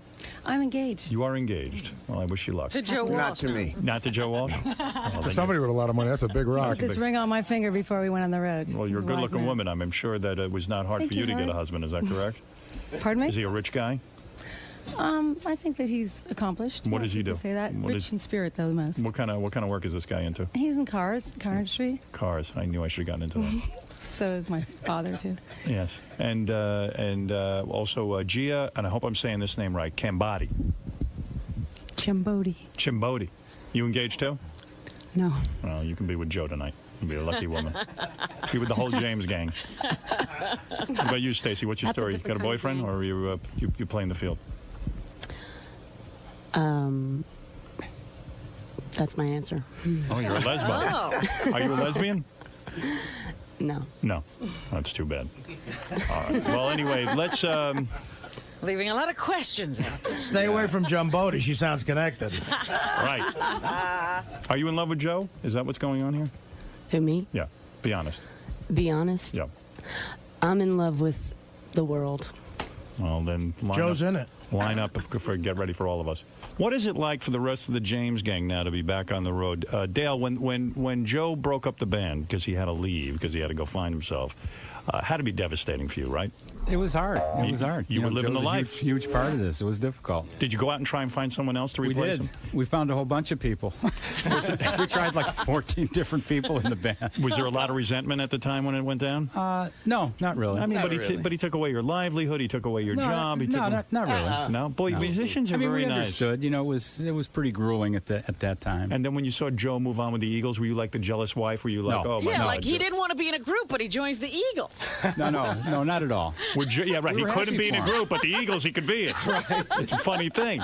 No, that was a while later. We were very happy for him. And when Joe called and said, "Let's do this thing again," you just said, "Okay, who cares?" Absolutely. And did you Sure. stay in touch with Joe all these years, or was this this was the first contact, or no? No, you did. No, we've always stayed in touch. Well, that's nice. Yeah. Was there a lot of a rehearsal required for this reunion? You know what? We had trouble rehearsing because we could never play anything the same twice. So we didn't know if we knew it or not. We just, let's go play in front of people. And the heck with this. And it's sort of, how many concerts have you done so far together as the James? 7. Yeah. And this will continue for some time. Yeah. All right, good. Jeff, go ahead. You're on the air in Boston. First of all, I saw Joe at the Boston Garden with the Eagles, and Joe stole the show. He did 7 songs solo that night a few years back. Joe makes interesting facial movements while he plays. You do steal the show, even with the Eagles. Is that an intentional thing, or has that always been that way? It's almost like a facial tick. You know what? My grandfather saw me on TV, and he said, I had to change the channel. It was so disturbing to him, you mean? Hey, why can't you stand there like everybody else, he said. You know, Artie and I went to see the Eagles show last year, and Joe steals the show just because of the songs. I mean, you know, it's funny. The Eagles had, 8 or 9 albums out before Joe joined them, and 2 or 3 with you? Is that how many? But it's almost like there's a whole group of people who think the Eagles are Joe Walsh. I think that's where some of the animosity in the band came from. That would be me. But when you do Life's Been Good, and when you do Rocky Mountain Way, those are the songs that make everybody jump out of their seats. In the city. Yeah. Life in the Fast Lane. Well, thank you, everybody. But real quickly, Don and Glenn are the Wait a second. You guys are talking over each other. I'm sorry. Let Joe talk. He's the one being interviewed. You'll get your question in I a just minute. want to say Don and Glenn are the Eagles. And There you go. Well, you've been to play trained. guitar They never for let him such forget brilliant it. singers. They don't let you forget that at all. Boy, they got you trained. Wow. Well, you're the Eagles, too. Yeah, go ahead. I'm sorry. What were you saying? I've seen Lucy perform with Ashley Simpson, and I think Lucy could probably square away some rumors on Andy Dick's sexuality. Oh, really? What does that What's mean? that about? What are you saying? I guess that would be a question for Lucy to answer. Lucy went out with Andy Dick? Oh, please don't. Joe, do you know anything Do you know about anything about this, I Joe? don't know anything about that. I'm stunned. That even shocked Joe. What is that, 3 years ago? What? 3-4 years ago, from what I understand, in L.A., Yeah. she was seeing Andy. Really? You're kidding me. That makes me sick. That Andy got. If Andy got Lucy, I'm I very, can't very wait to upset. see Smokey snap Andy Dick's neck. Yeah. I see Smokey's still with you, Joe, right? Joe, is he your manager now? He's right there. Yeah, I know. He's your manager now, huh? Well, he's a road manager, yeah. I mean, he keeps me out of jail and stuff. Smokey was the guy I remember for years when you were drinking. He was in charge of keeping alcohol away from you, and I always thought Smokey did a pretty bad job of keeping alcohol away from you. Didn't he? Smokey had a tough job. Smokey had a tough job. Yeah. And Smokey, your whole job was keeping Joe sober, and you have been a success at it now for a couple of years, haven't you? Nobody thought he would win this battle. Joe, Smokey, I never thought you'd win the battle with Joe, to be honest with you. Something that, the difficult I'll do right away. The impossible takes a little longer. Right. And Belushi you were with, too. That was your job.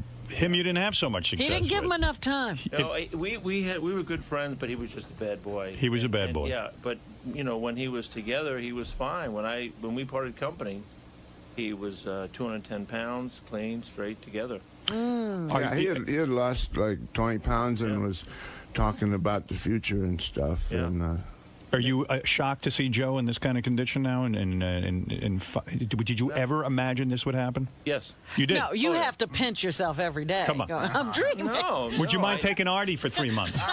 Artie's got many problems. I'm a lost cause. No, Artie, I could work with Artie. Yeah? And I think the thing that scares Artie, he would say, he could make me a better person. Yeah. How do you I don't think Artie's ready. Smokey, real quick, how do you get a guy like Joe Walsh or John Belushi, how do you get them to stop drinking, to lose weight, to It'll be behave? in my book, Howard. You're writing a book? I'll do it. No, it's all up here. It is a miracle. It is. Lucy, real quick, Joe Walsh's daughter, are you, in fact... Do you know Andy Dick? Do you know Andy Dick? I do know Andy Dick. Yes. No, we did not date. And the answer on his sexuality, coming straight from him, is that he's trisexual. He will try anything. Okay. So you did not have an affair with I Andy did not have an affair with Andy Dick, no. All right, good. But there's pictures on the internet on the red carpet and things like so that. the exclusive no dirty is ones. that Lucy Boy, we does... feel better, don't we, Howard? We Oh, sure God, do. so do I. Lucy does not know Andy's dick. And I thank do you. not know Andy's dick, Good no. for you. All right. That's what I wanted to make sure. Well, let me tell you something. That has to make you breathe a sigh of relief. Yeah. It sure does. It's a good day. Well, James Gang, I love it. I truly do. I love that you were here. Oh, Captain Jenks has a question. We'll let him have the last word. Go ahead, Captain Jenks. Hey, good morning. Actually, I have two questions. The first one is, Joe, who do you like playing with? Who do you enjoy playing with better, the Eagles or the James Gang? And second question is, would you guys play Desperado? I don't think they'll be playing Desperado. We won't be playing Desperado today. I love being in the Eagles. I mean, Hotel California is still my favorite. It's really hard to play it good. It's still a challenge. I love being in that band, but what I do is I've got a part to deliver right on time, and that part is important to the song. Right. And we do that as good as anybody. Right. But in this band, I get to improvise, and there's no real, there's no map drawn out. Jimmy just counts off, and we go. Right. And that's the old rock and roll days. I wish there was more of that today. Right. Yep. So it's a refreshing break, and I get to. Are you depressed by the state of music today? There isn't a lot of improvisation. Yeah. I think you definitely made the right move. Let me put it that way. Yeah. Do you listen to anybody today? Yeah, but they never say who they are. Oh. That's the problem. You don't know them. Well, I like the Goo Goo Dolls. Goo Goo Dolls are getting me. You like those guys? Yeah, they're pretty good. You know, Howard, you talk about Joe's facial tics when he plays guitar. When I played high school baseball, when I was on deck, I used to use the bat as a guitar and do Joe Walsh. That's why I was like a horrible student athlete. And people in the stands used to yell, "Artie, do Joe Walsh." Well, let me see you do Joe Walsh. I mean, it was just, I don't know, just the Hotel California, like. I'm not even aware I do that. You're not aware of it? No. Because it's entertaining. I mean, because the Eagles especially. Oh, it's unreal. They all stand there like wooden posts, and you're moving around, you're putting the camera on your head. I mean, it is fun to watch. It's easy to look animated next to Timothy B. Schmidt. But yeah, that one video you guys put out, a live Hotel California, when you're going back and forth at the end guitar solo with the. It's a little cooler than Artie does it. Well, yeah, it is. But I'm a fat guy. That's because when Joe does it, he's actually playing Hotel California. I used to do that on deck. That's why I didn't bat 300 my senior year. Go ahead, Pete. Quickly say hi to the James Gang in Wellington, Florida. Howard, how are you, sir? All right. You are once again the absolute god. And Joe Walsh, I just got to tell you, I used to play in my 40 years old now. Before I became a partial quadriplegic like I am now, I used to be a pretty decent guitar player. And I can absolutely say you are unequivocally one of the most underrated guitar players, singer-songwriters in music today, period, bar none. Well, that is true. I have to agree with that, Pete. There's no question about it. Thank you. And thanks to Joe, Jimmy, Dale, Bill, Stacy, Robin, and Gia. Really, thank you. That was a real treat. Thank you. Great seeing you guys, and we'll be back. We'll take a little break, and then we'll get back and do the rest of the show. Great for you. job. All right, thanks, guys. Joe, how'd it go in there, man? Pretty darn good. Had a good time? Yes, he was gentle with us. He was. He was pretty gentle with Lucy, too. Were you, Yeah. Were you nervous? No, I was.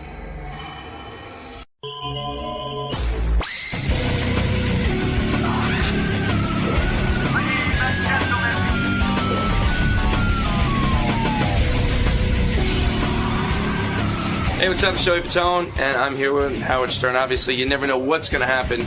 Who the hell knows what he's going to tell me or ask me, because I'm ready for anything. He's been a big fan of you lately. Well, you know, I've been hearing. I haven't been able to really catch up on anything, but, you know, I've been hearing a lot of things because I know he loves Dancing with the Stars, and so does, you know, his girl and everything, so it's going to be fun to talk about it. So I'm sure he's going to have some interesting questions for me about the girls, I'm sure. I'm ready for him. All right, well, have a good time today, Joey. Thanks so much.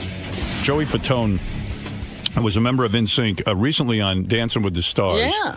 Always want to meet this guy and talk to him. I mean, we met once, right? Why did you want to meet him? I want to talk to him about some shit. They know stuff. Oh, right. By the way, look how thin you got. No kidding. I'm freaking happy. Dancing with the Stars does that to you? Yeah, Wow. it does. It's pretty. He was pretty intense. heavy when he started Dancing with the Stars, but I got to tell you, this sucker can dance. It's amazing. It's fantastic. I thought you Are were you going to keep dancing? Well, I'm actually doing a tour. Oh, going are out you? on the tour. Yeah, June 20th starting. an NSYNC kind of reunion thing, or No, for Dancing with the Stars. Oh, you They have are? like a whole tour out there. Yeah, it's me, Drew Lachey, Joey McIntyre, and Joey Lawrence. It's like the three Joes and a frickin' Drew. Wow. So, The problem with Dancing with the Stars is that guys like you can really dance. I mean, it's like almost. I'd say you're on a professional level. Do honestly. you have a leg up in the competition? You know because what? of- For me, I felt like I didn't, believe it or not, because I mean, yeah, I knew my left from my right, but I didn't know because you I did danced in- hip hop. I did hip hop stuff. I didn't do Right. technical stuff, and Right. this completely because it's like your body was, for me, was trained in a certain way as far as just hip hop where everything's all loose and flowy and crap. So this one was just like you have to hold your posture here and you have to tuck your ass in and all this other stuff, and it's just like it was just the weirdest feeling, and it was really hard for me to actually try to overcome that and really fix everything. And it took a couple of weeks. I honestly thought you were gonna. I thought you should have been the winner. I'll be honest with you. I watched Did you the show. see the last show? I didn't see the last one, but I saw every other one. I thought that Muhammad Ali's daughter, for whatever reason, they were giving her high marks where she didn't deserve them. She wasn't bad. She was nowhere in the league of you and Ian Ziering and this other guy. You thought Ian was good, huh? Yeah, he did a good job. Yeah, he was doing really good. I mean, he was working so hard. I mean, he really wanted to achieve what he needed. I felt they were. I don't know why they felt it necessary to give Layla Ali these high scores, but would you admit that she was not that great? I think she did great for herself, just because she's. I mean, not say just because she's a woman, but the She's whole a thing. big girl. Yeah, but the whole thing is you know her overcoming that whole thing. I mean, you see her as a boxer, you see her as. But to be that's able to, not fair. They didn't give you that break. They expect you to dance. Right. Now, what about this Heather Mills? Was she a total cunt backstage? No, she wasn't. I was. You know what? I was really impressed and surprised. She was nice as hell. She really was. She was absolutely really wasn't like a total bitch. No, nothing. She came So are off you well. on her side now? You know, not that I'm on her side, but just in general, it's like you know, you start to see, not really see her side. I'd really go and ask her, her freaking business or anything. But it was more or less, really down to earth. Just had normal conversations. It wasn't like people hounding her or beating her. Didn't you hear that she was being kind of bitchy? I'd heard Really? some things. No, They she wrote wasn't some too bad. Here's a woman that I resented before Dancing with the Stars because Paul McCartney I love. Right, of course. And I also feel this guy is a loving kind of guy, just based on his track record with women and the whole Right. thing. And, I felt like she was really the demon. But I got to say, it was impressive to see her with one leg go out there and put it on the line. Oh, yeah. Very impressive. Yeah, right?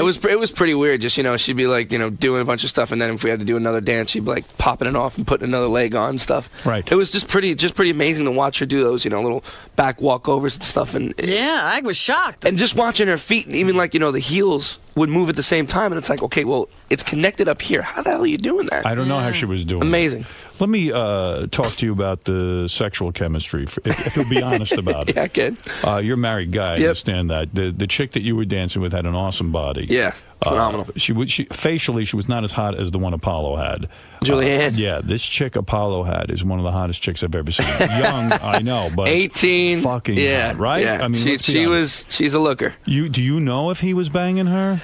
I don't know. Do you be have a totally, you know what? For me personally, to watch them, you watch the chemistry in the beginning. It wasn't quite right there yet. Right. But then all of a sudden, as it kept going, it looked like there was a little more care. I don't know if he was banging her or he might have got a little stinky pinky or something. I have no idea exactly what happened. Let me tell you something. You know, you talk about the show being gay, whatever. Who talks about it like that? Artie. Oh. But the fact of the matter is, Boy, it's all coming around, isn't it? there are a lot Here's the of end of the shit pile. There's a lot of hot chicks there. Yeah. And dancing, you know, like my parents used to say, if you dance, you'll meet girls.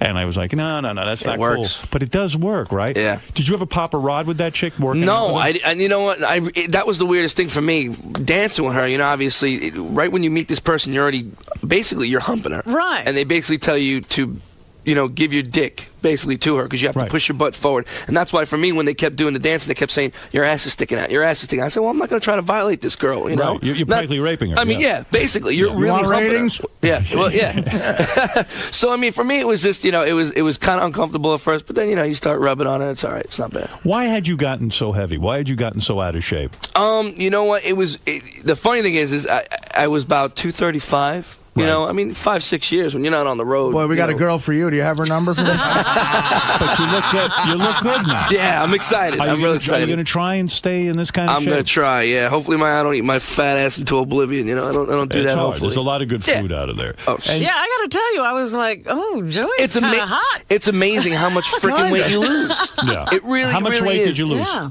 I started doing Nutrisystem actually first 2 weeks. And I dropped like 6 pounds out of the gate. Right. And then when I started doing the dancing, you're not really focused on the cardio, and you're doing all this shit trying to memorize everything. And I started dropping I was a 36, 38 waist. I'm about a 33, 34 now. Wow. Has Dancing with the Stars been great for you? It had to be hard after NSYNC. Justin Timberlake was a cocksucker and fucking broke up the band, right? I mean, you had a good thing going. Yeah. You sold 20. You had to fuck it up, bastard. Bastard. You sold, He had to bring the sexy back. you sold 22 million albums as NSYNC. Everybody was making a nice living. Yeah. What was it like the day Timberlake, I assume, comes to you and says, hey, Fatone, it's over? It was pretty... What happened was, everybody honestly really wanted a break. We were working for 7 years straight, busting our asses, and finally we were just like, you know what, I think it's time to let's take a break. Let's do what we got to do. Do your own things, because I mean, other people mistake. People had other opportunities, you know. Right. So he was like, you know, I want to do my own album, and honestly, we're like supporting him. Go ahead, do what you got to do. Right. And then that went off, and then he just took off doing that, and then JC did his own album. So then now it's like trying to bring everybody back together, because you know you get some people that, you know, me, I'm not. It's nice. I've been a family man right now. I haven't been doing anything, but this is nice. A good for us, Dance with the Stars, a good kick in the ass to get back out there and do more acting. Did you make enough bread that you don't ever have to work again? I mean, yeah, I'm pretty well off. set. Yeah, I'm not hurting. But Couldn't right you do NSYNC without Justin Timberlake? Yeah, why do we need him? I'm sure you can. I don't see why not, but you know, it's for me, it's like almost, you know, not having another hand or an arm. I think for me, it's like, you know, you got that whole unit, and you know, if it ain't broke, don't fix it kind of thing. But it was just, but if it he happens, won't come it happens. back, you got to do something, Oh, right? yeah. You got to get another wheel. But, you know, he's a major guy. Could we do the show without Howard? Would you consider you guys? Do you consider you guys bros? I mean, Yeah, no, we do. We do keep it. Because you're in the trenches together, right? My guy other's my guy doesn't think of me as a bro. They wouldn't do anything for you, would they? You know, oh, no. my father. I've learned that today. My father I used to say to me that you'll meet a lot of girls if you dance. That is actually if the guy you're fucking has a sister. Well, something I noticed on the show is none of the guys on this series were gay. Everybody was straight. Really? Usually, I mean, you get some of the guys that are gay out there that are dancers and stuff. But this whole season, I thought they were. Haven't they were said that your former NSYNCer, Lance Bass, who now is openly Oh, gay, he's a homo, yeah. Yeah, he's a definite homo. Hasn't he said that he wants to appear in Dancing with the Stars with a male partner? Oh, I don't think he did, but that would be pretty interesting. Yeah, I think a lot of people would, as far as Middle America, probably wouldn't like that. Yeah, well, Prancing. who's in the lead? It's hard to tell. Can I? That would be great. Who wears the dress? What about the fact that when you were in NSYNC, 22 million albums, probably getting laid every other night, Justin Timberlake was very heavily involved with Britney Spears. Right.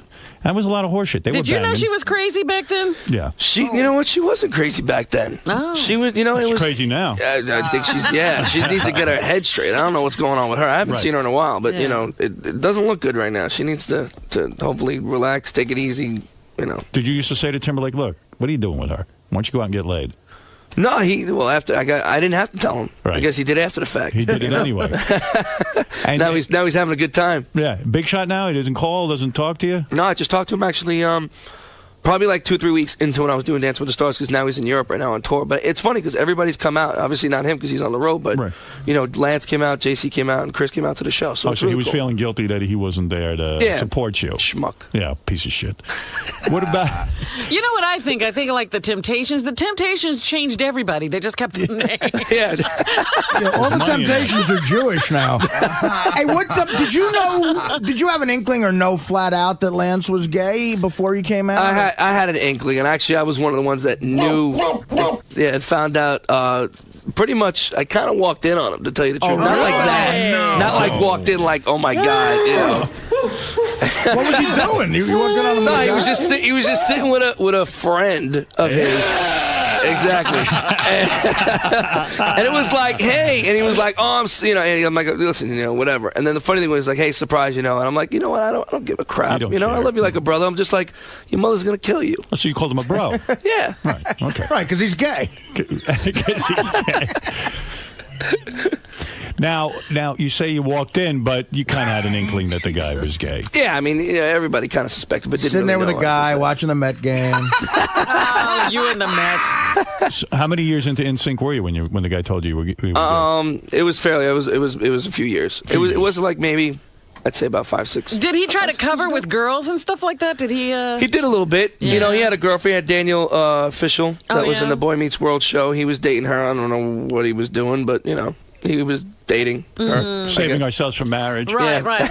See, that's what aggravates Holding you. hands. When you see a guy saving himself for marriage, it's gay. That's it. There's no question. That's what aggravates you about gay guys like Hattie. Probably fucked a lot of hot chicks and wasn't into it. Was there ever an official discussion to hide the fact that he was gay? In other words, did you guys? No, there wasn't. No. I mean, because it was just nobody really knew 100%. No one really was either too scared or too afraid to really ask. Hey, you pounded or whatever. Nobody really knew. You're a little flimsy, Lance. Let me ask you about some of your conquests. You banged China Doll, right? No, I did not. Good. I did not. Tell the truth. Really. That's the truth. If you did, I got to know. I swear I didn't. No. How did that rumor get started? The stupidest thing, we did a movie called On the Line, and it was me and Lance, and there was a small little role that I wanted her to do, and I handed her the script at the Ivy, and I said hello, and I gave her a hug, and then all of a sudden people were taking pictures. Then next thing I'm already inside her. That'd be hard for you to bang, right? Probably. Yeah, that's a tough one. Oh, you haven't seen her lately, no? Nah, poor girl. But you've banged easier to fuck Lance. You've banged a few porn stars. Right? No, I haven't. You haven't? No. But how come Kendra Jade was going around saying she banged? Kendra Jade's nuts. She's out of her fucking mind. It's not even true. No, it's not. We are good friends. She's actually good friends with my brother as well. Right. Sweet. She is a really sweet girl. She is a nice girl. Nuts, but she's a sweet girl. So you didn't? No. You didn't go there. No. Jessica James, you didn't bang her? No, Stinky Pinky. She's hot. No Stinky Pinky on that one. Jessica James is hot. Yeah, I love her. She is pretty banging. Yeah. But you're married guy now. Yeah. Right? Yeah. Been married for 2 years. Been dating. I was dating for like 13 years. And a kid, right? Yep, 6 years old. 6 years my old. daughter Brianna. Was that your daughter standing there? Yeah, she was in the audience. It's cute. She was like really into it. Yeah, she lost her freaking mind when I didn't win. She was hysterical, crying. I felt so bad. All of a sudden I was standing there and she was crying. I'm like, it's all right. Yeah, don't worry, I'll live. Daddy might be the fucking loser right now, but it's okay. Right. And then 2 seconds later, the confetti was there and she's throwing it up in the air and she didn't even care about it after. Did you really want to win or you don't give a shit? For me, I wanted to, but it was weird. Right when they said his name, I was actually excited and proud of him because this kid who's an athlete, never had some sort of expression or anything because they're stone cold faces, and for him to come out of his shell and be able to express through kind of dance, which I've done hip hop way, right. It was cool to see him win. It didn't really bother me. It was really weird. I thought it was going to piss me off, but I was like.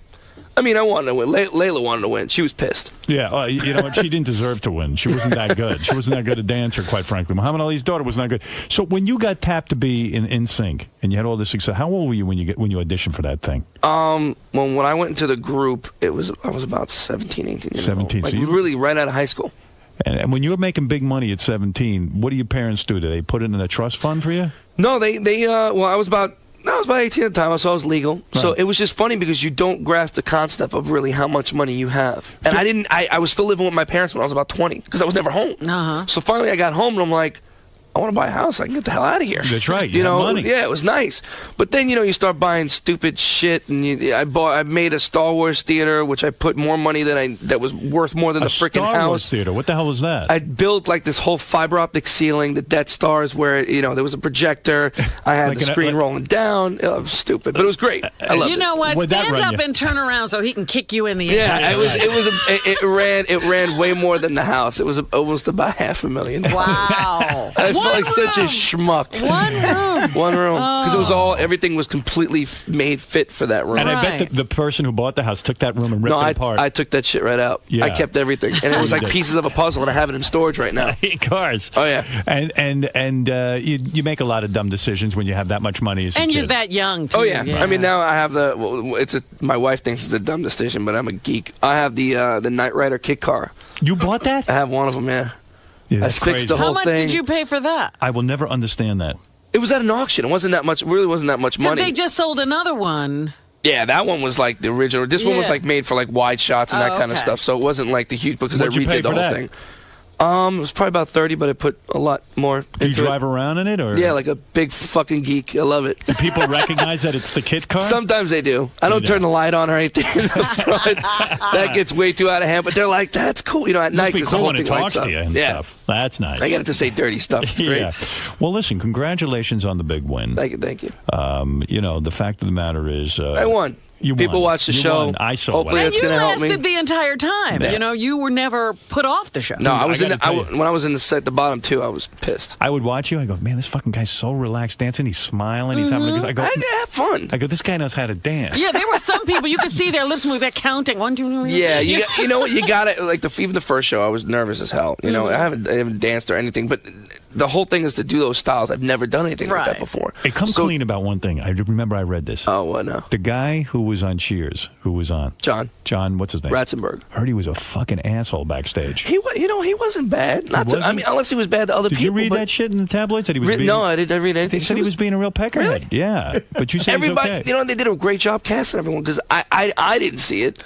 He was great. He sat there, did what he had to do, and it was funny because you think, okay, he's not going to really enjoy this, but I think he was enjoying it. Everybody else did. Everybody had a good time. Did you ever see Vinny Pastor at all? No, he never made it. No, yeah. he had one rehearsal and said, I ain't doing it. He said he had enough. Artie, why aren't you doing it? But you should do the show. I heard you. I would love to. I heard you were on The View yesterday. And that was the. Did you know that Rosie O'Donnell and Elizabeth had a meltdown? I heard a little bit of the meltdown. Oh my gosh. Worse than me and Arnie?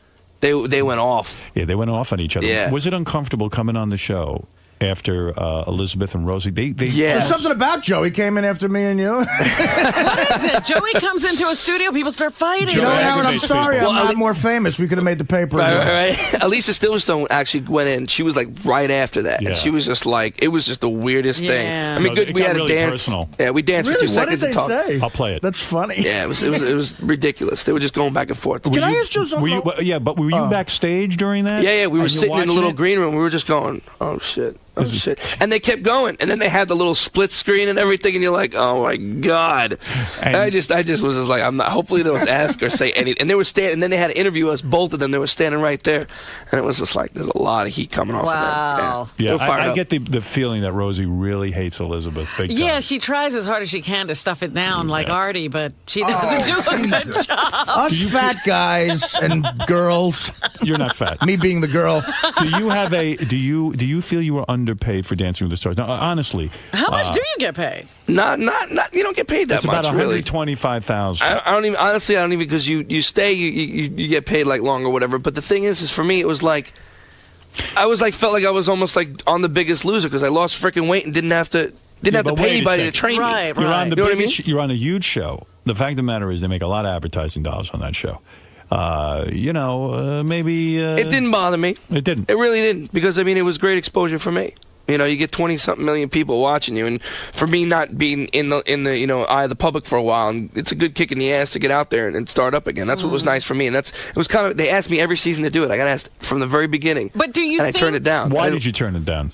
I knew it was going to be big. I just didn't feel it was my time to do it yet. Right. And they asked me literally every season, "Hey, you want to come?" I'm like, nah. And plus, I was home. Then there was other things I was doing the next season that came out, and then the third season, I was like, let's play around with the idea. And then literally they got Will Afford to do it, and I was going to have a meeting with them. And then the 4th season, I was like, you know, what the hell? All right. But let me ask you something. Do they pay different things to different people depending on I think it's their straight. name No, recognition? it's, think it's, straight. it's all the same. Favorite nation. You were going to favorite say nation. something, Artie. No, I was just curious. I mean, I don't know what the rules are, Dancing with the Stars, but weren't you considered a professional dancer with NSYNC? Or That's what not? everybody said, but you know what? I don't consider myself a professional dancer because it's if you try to do like if someone gave you a hip hop class and did that, and then they said, "Oh, let's do ballroom."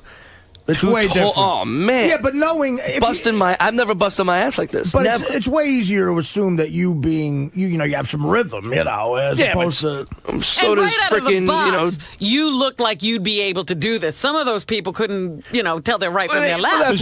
This dude was flying through the air. You can't see what the hell was going on. I think that's what they do, though. They get people that got rhythm, people that you never even seen them in that light at all. Joey, dance. Woodgie's on the phone. He's a big fan of yours. Go ahead, Woodgie. Big fan. Yes. Thank you. How's it going? Stick your finger in my ass and make a shit swirl on my face. Oh, boy. Whoa. What are you saying, Woodgie? That's for Lance, not for me. Woodgie, what do you want to say quickly? Can I suck your cock? Oh, you got the wrong end sinker. You got the wrong Wrong end sinker, but wait in line, buddy. Thank you. I could lick a man's balls with his dick in my mouth. All right. You're getting a little out of line, and I'm not going to allow that. Listen, I want to thank you for coming in. No problem. My pleasure. It's good to see you. Good to see you. You're going to go out on tour with the Dancing with the Stars tour starting June 20th. And what is that? A bunch of people sit around and watch you dance? Yeah. They kind of set it up like the show, and then we do a couple of numbers that we did on the show, and then we have like these whole group numbers. I guess I haven't been in rehearsals yet. So let me ask you something, and this might be embarrassing for you to admit. When you're dancing with this chick every day, and that girl had a nice body you're dancing with, you never whacked one out when you went home thinking about her? I didn't. I know you're lying. No, I swear. I go on the computer. The whack P off button there. and the T is stuck a little bit, but I don't look at it. That's where you whack off? Yeah, Okay. definitely. Computer, DVDs, Vivid, all that shit. And, yeah. Oh, not attracted to this girl? No, it's funny because she's more like a sister, and I know it sounds stupid and kind of cheesy and all that shit, but you start to get a bond, and we were the same age, which is good. Usually, you pair people with like different, they're right. 30, one's 54 or whatever. But for me, it was like we were the same age, got a lot of common. We just Do you think your wife got jealous? No, she's been with me for years. Yeah, but like, oh man, you're there with her every day. She knows. No, you should have just stuck it in. But does she want you to dance with her like that now? No, she always tells me get away from me. I've been married. I've been with her for 13 years. She's, she don't want me to freaking get the fuck out. She don't want to dance with me. Do you think you could have banged your partner on Dancing with the Stars if you I wanted? could have got a stinky pinky. You think so? A little rusty thumbnail. She wanted it. Yeah. Okay. All right. Fair enough. That's good. You should have won the contest. I thought you were terrific. Thanks, you really Howard. did a great job. This is Joey Fatone, Dancing with the Stars tour starting June 20th. If you want tickets, go to Ticketmaster.com. He's a good guy. And that's right. Heck of a dancer. That's right. What kind of venues you playing with that tour? Like Arenas. Really? Arenas. Yeah, they pack them in. But last year, do you make money on that? Yeah, you make money on it. it. You do. I'm sure you get paid there. Yeah. And this, and that's my side. I know the touring business, so. Right. What do you think you can clear on that? I don't know. Depending. I mean, it's only a month, so it's not. It's not like you're. Let's get real specific. Well, they make $2 an hour on $2. That ain't bad money. Listen, I'm impressed if anybody, the name of your group, NSYNC, those fucking dance moves you got to do together. How the fuck long does that take to learn? It took a while. It took a while. It took a little, but you know what? It definitely all paid off. Yeah. Bruce Springsteen never could do those dance moves. That's right. Well, he could write songs anyway. Hey, by the way, I got to say something. Hey, as long as I was fucking back there going bye. You know what, Paisan? Salud.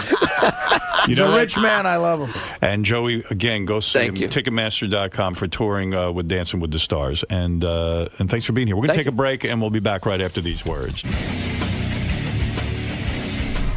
Joey, are you surprised that Howard knows so much about Well, I've been hearing he's a huge fan of it. He follows with it all the time, so that's kind of cool. It's very flattering. When you get somebody that actually knows what they're talking about. They've seen it. They say he knew I was in the bottom two and all that stuff. Usually, people are like, "So what'd you do?" So he knew. It's good. The Star Trek convention. I didn't get to play this for you yesterday. The Star Trek convention, much like the Star Wars convention. And I mean, we know what that sounded like. What's your favorite character on Star Trek? I would have to say Data from Next Generation. Why is that? Well, because of his uniqueness, trying to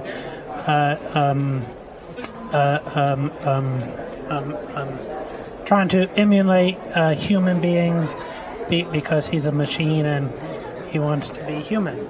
Data. By the way, most of the people he interviewed were into Data. Wow, I didn't know Data was that big a deal. Yeah, Data.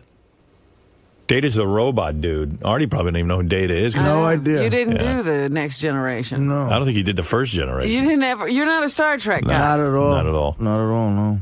Data. And this guy's kind of a high-pitched dude. I know, he's got this high-pitched mic thing. I'm into a dater. So what do you expect to do here at the convention? Well,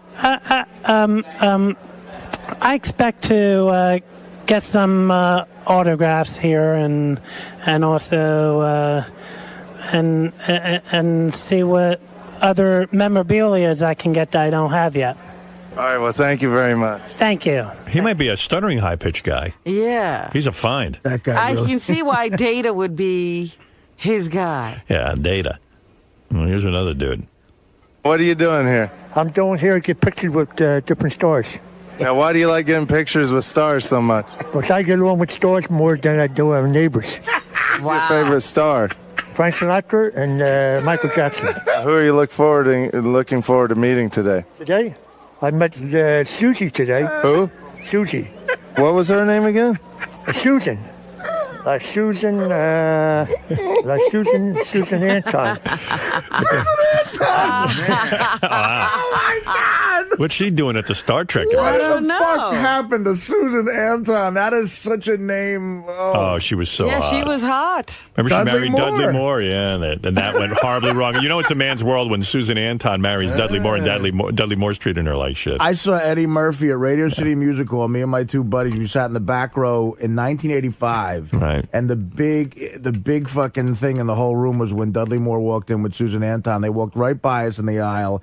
She dwarfed him. Yeah. I mean, it was weird because I guess Eddie Murphy and Dudley Moore had just done that awful movie together, Best Defense. Remember that? Really horrible movie. But I mean, Susan Anton is that. First of all, can we get that guy to sit in on the news every day? We have his info, that guy. Susan, she wasn't there.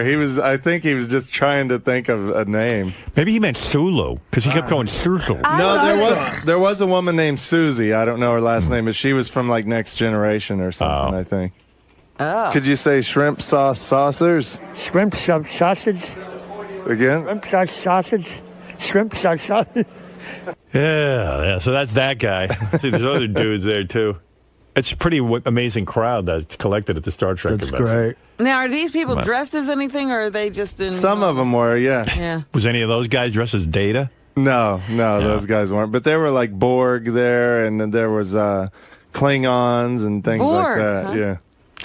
It's a weird move, like the guys who decide to come in costume and dress up as a Borg.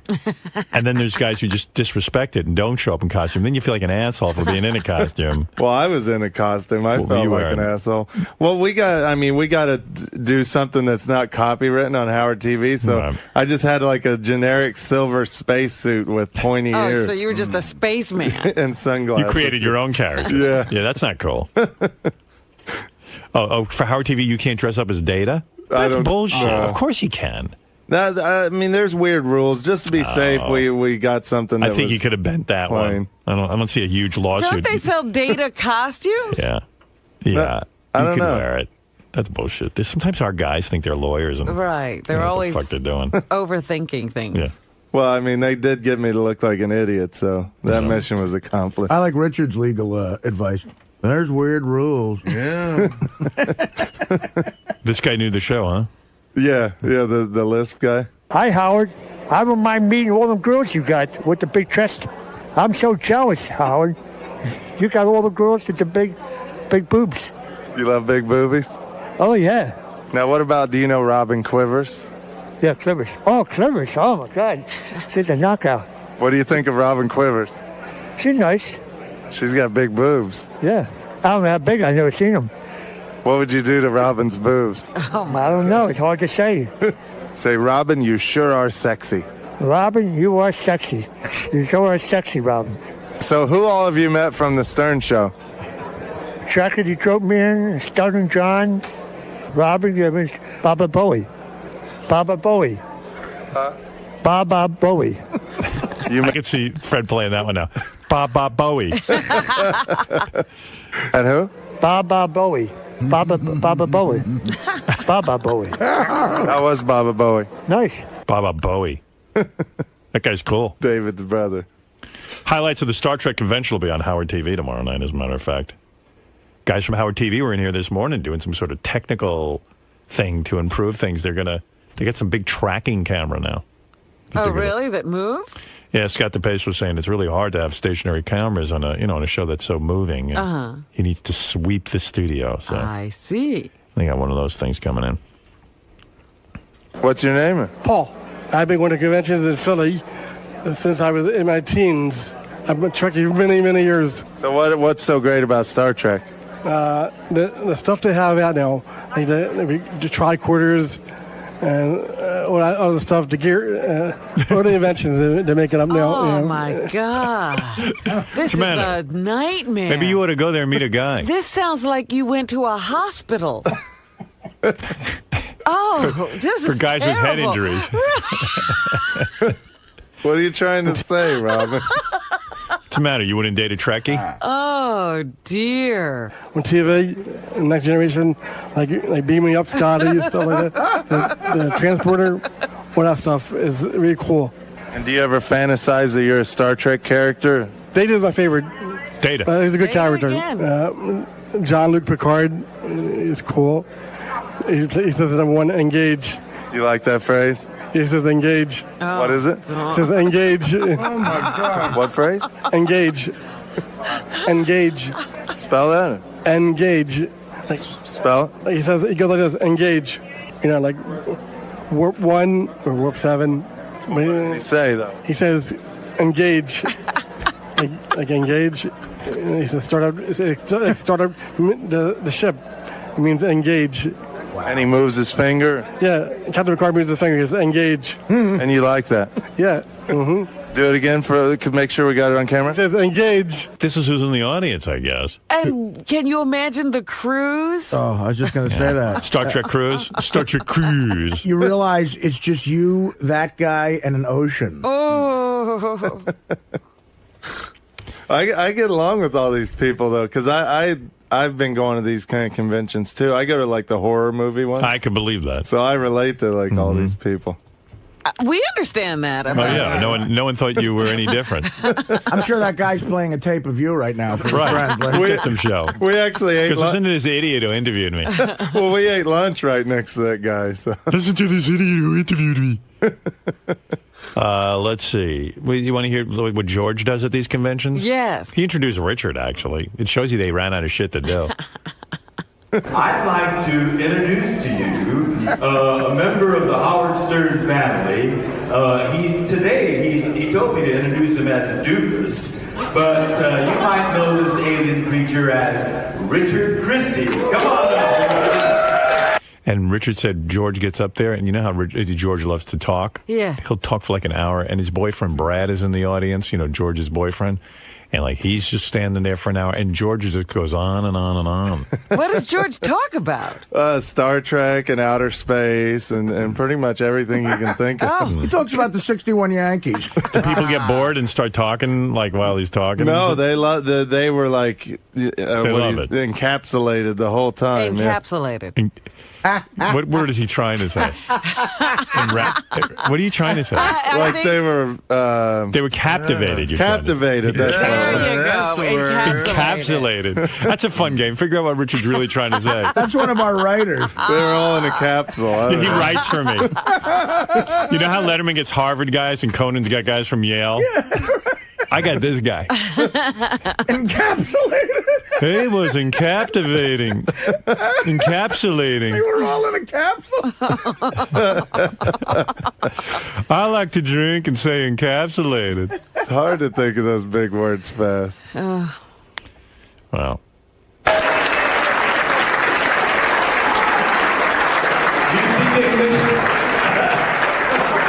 Did you say stuff?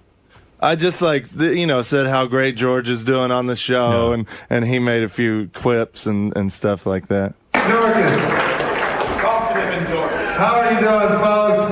This right here is the best addition ever to the Howard Stern Show. The nicest, sweetest guy ever, and one of the funniest people I've ever met in my life. And we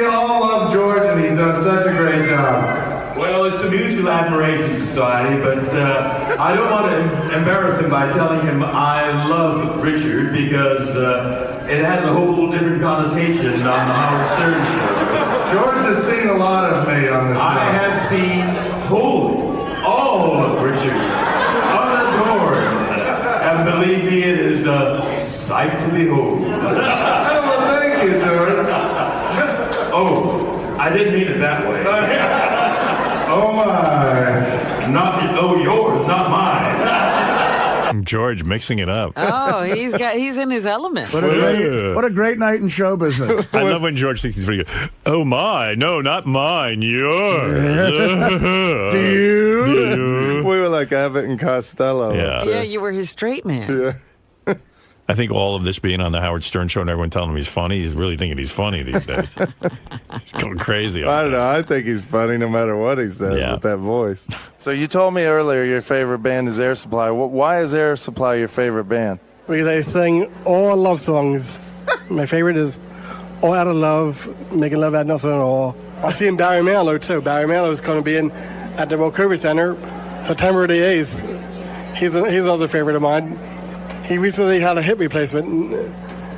He just came back from a hip replacement. He's doing shake it on the stage. Thank you.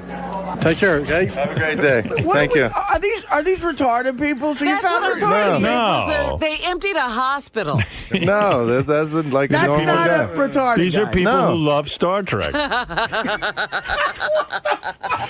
I got to...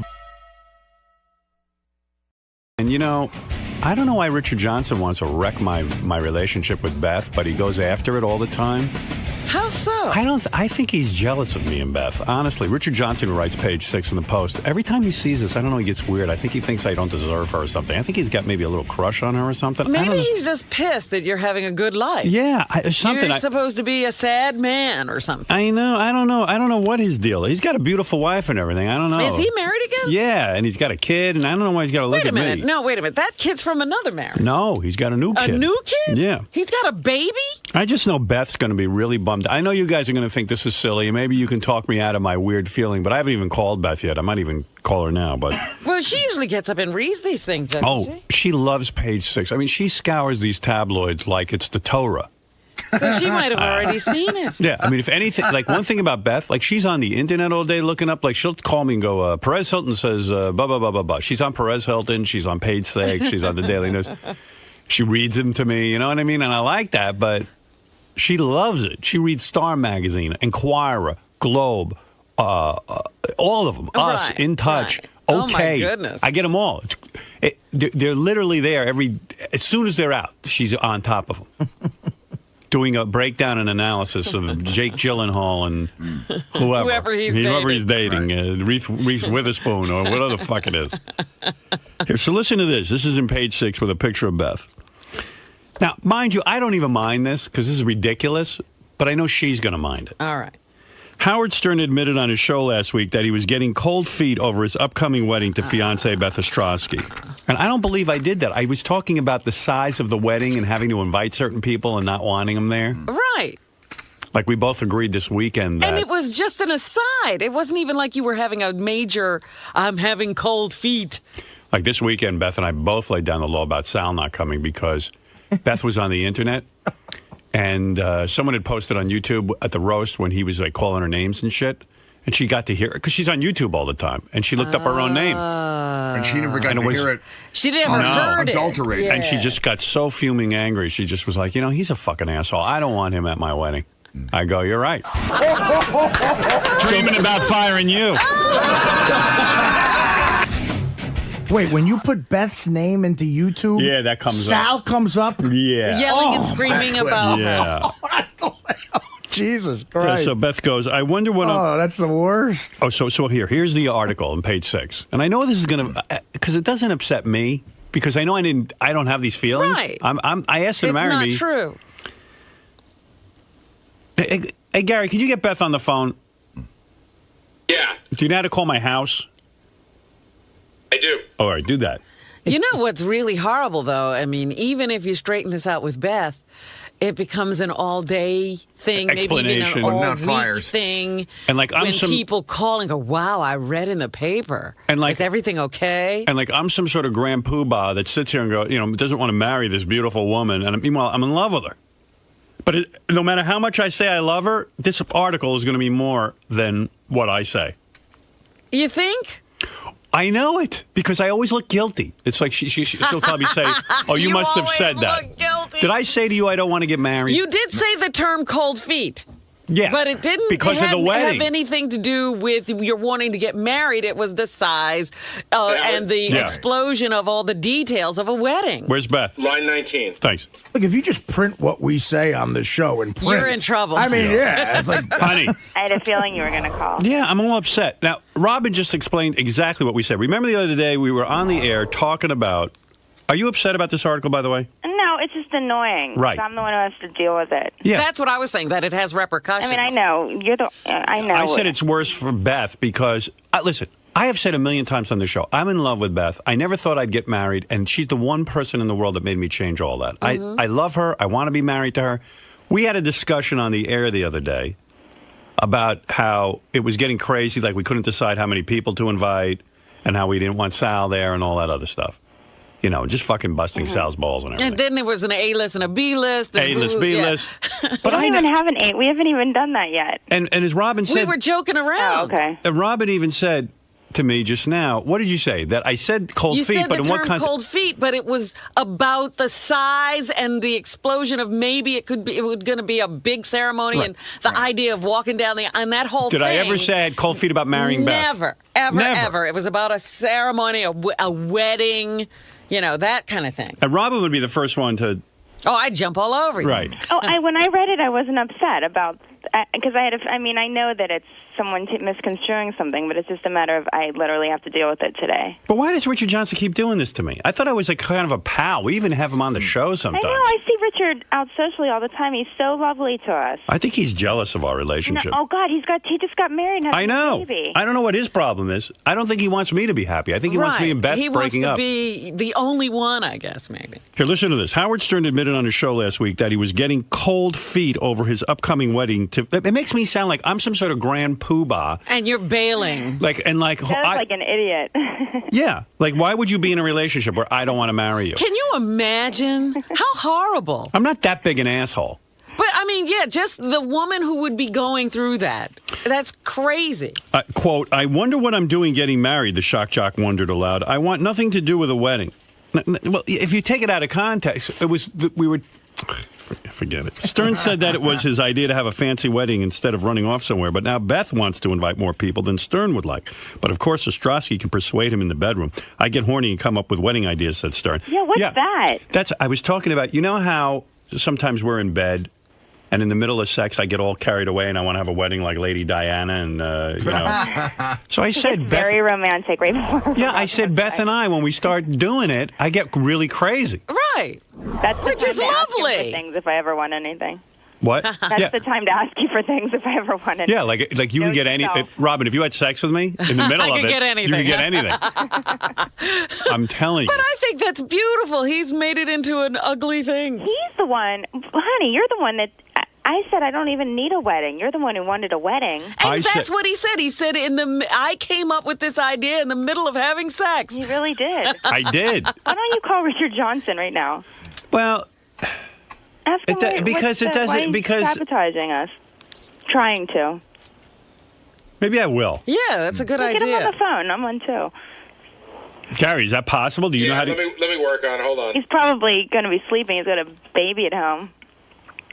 Yeah, why don't I wish I had a newspaper where I could print that Richard Johnson doesn't love his baby. Right, like he's having second thoughts about whether he wants to even be a father. Yeah. All right, I have a home number and a cell phone number. You want me to? I can dial it if you guys. Yeah, you don't want to forget call it. him. I don't want to wake the guy up. Call his cell. That his cell might be on. All right, I'll try that. Let's leave him a message.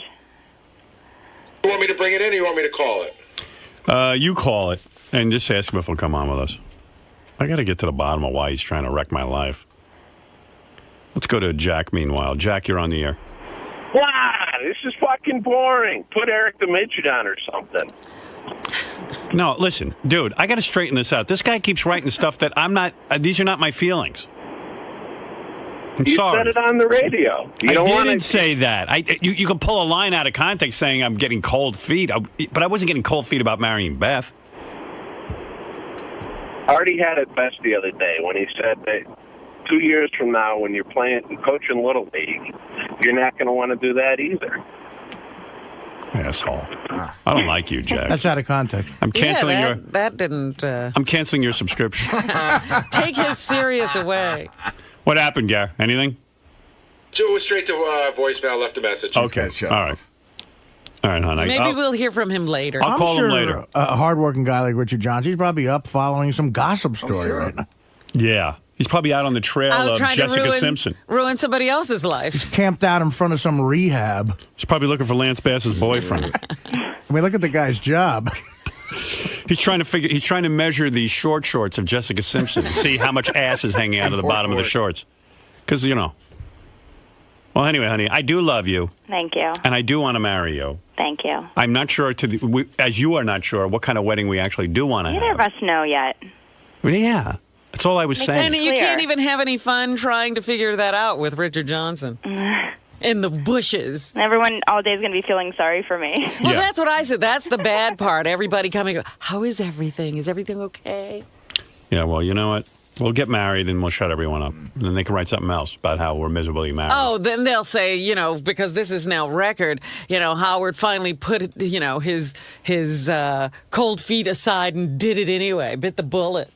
There's something else that was in, not something else recently that you said, that you dissed me again or something. What was that again? That was another weird. That's what I'm saying. The guy's on some sort of rip. Yeah, I remember, and I can't remember what the story was. Yeah, that I dissed you somehow. I remember that one too. I don't remember what it was, but I dissed you. Yeah. Poor me. Poor me. Pour me another glass of... I'm fine. I love you. Talk to you later. And I love you as well. I have to go to the gym. Good. All right. Like her nice and toned. I don't want to see any cellulite. Thank you, honey. Bye. Cellulite's the end of everything. Oh, stop it. Print that. He'll print that. I know. Stern today added, cellulite is the end of everything. It's also a comedy show we do. I mean, Right, well, that's the whole point. Yeah, He's taking everything as the gospel. There's an agenda here. Yeah, he hates you, I think. I think he does. I think he's jealous. I mean, technically, like we said, you could literally just print what you said about cellulite, and it would look like you were an ogre. Oh, a horror story.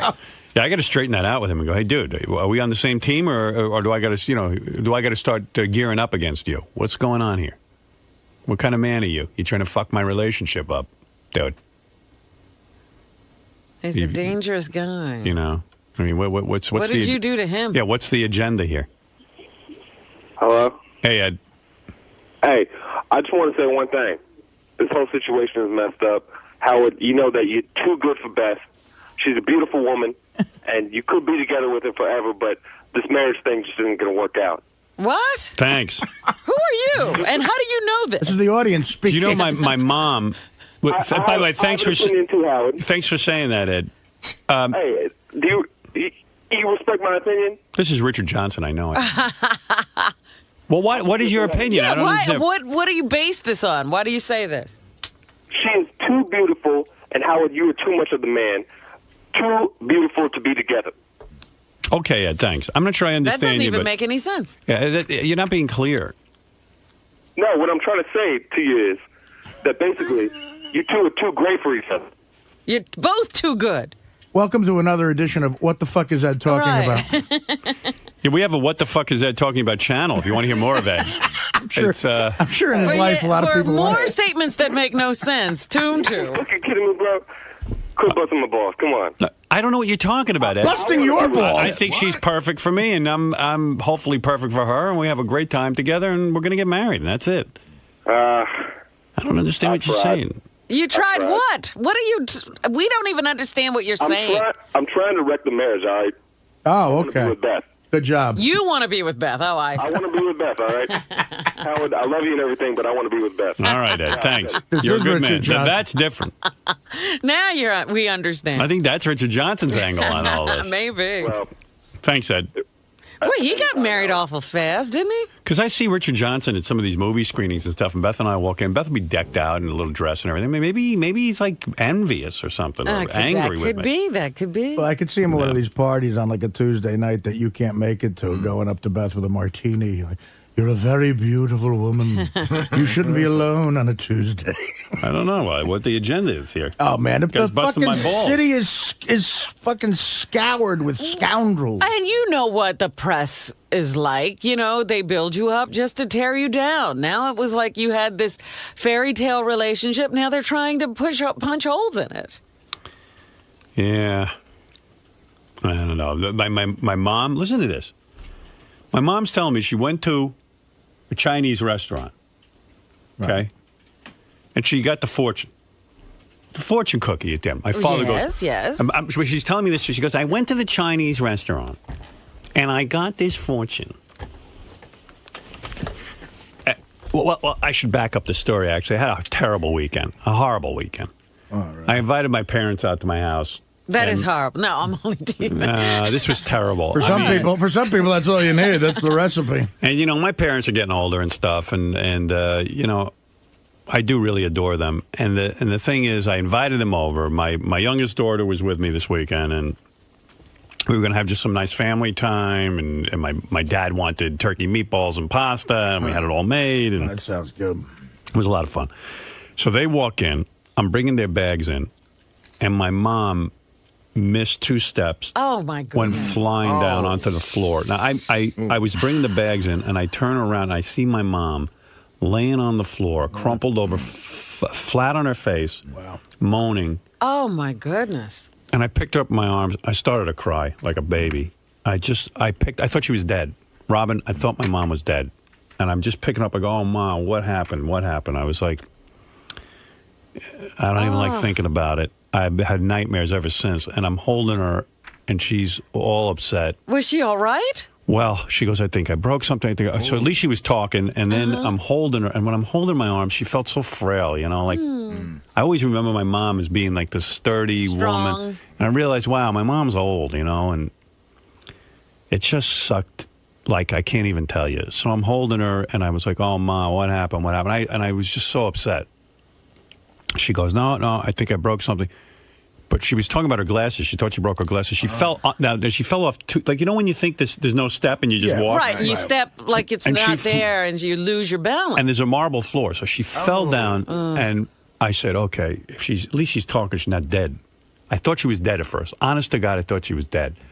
So then I'm holding her, and my daughter's all upset, and everyone's just upset. And then my mom she was able to get up after about 10 minutes. And I took her over to the hospital. They x-rayed her. They were great. They were great at the hospital. They x-rayed her. There was no fracture, no break. It was a miracle. I'm telling you, I don't even understand how, she only got 3 stitches in her leg. Oh, she was bleeding. She had hurt herself. Yeah. And it was a miracle. She's really banged up and bruised. Like, she can't use her right arm and stuff. But the doctor said, like, for the first day, it'll be really sore. And then as days goes on, she'll be a lot better. But I was just distraught. And then they went right home because, they would have been more comfortable. So that was it was the end of the weekend. But my mother says to me, I should have known. I went to the Chinese restaurant. And my father starts getting upset. He goes, I told you never to read a fortune. I would never, ever pick up a cookie. My father's so, I don't know, he controls everything in his world. I never look at these cookies. You don't want that cookie. My mother goes, I went to the Chinese restaurant, and I opened up my fortune, and it said, things are not going to go your way. Oh. Now, first I got mad. I said, you know something, Ma? I would fucking sue that Chinese restaurant's fortune cookie company.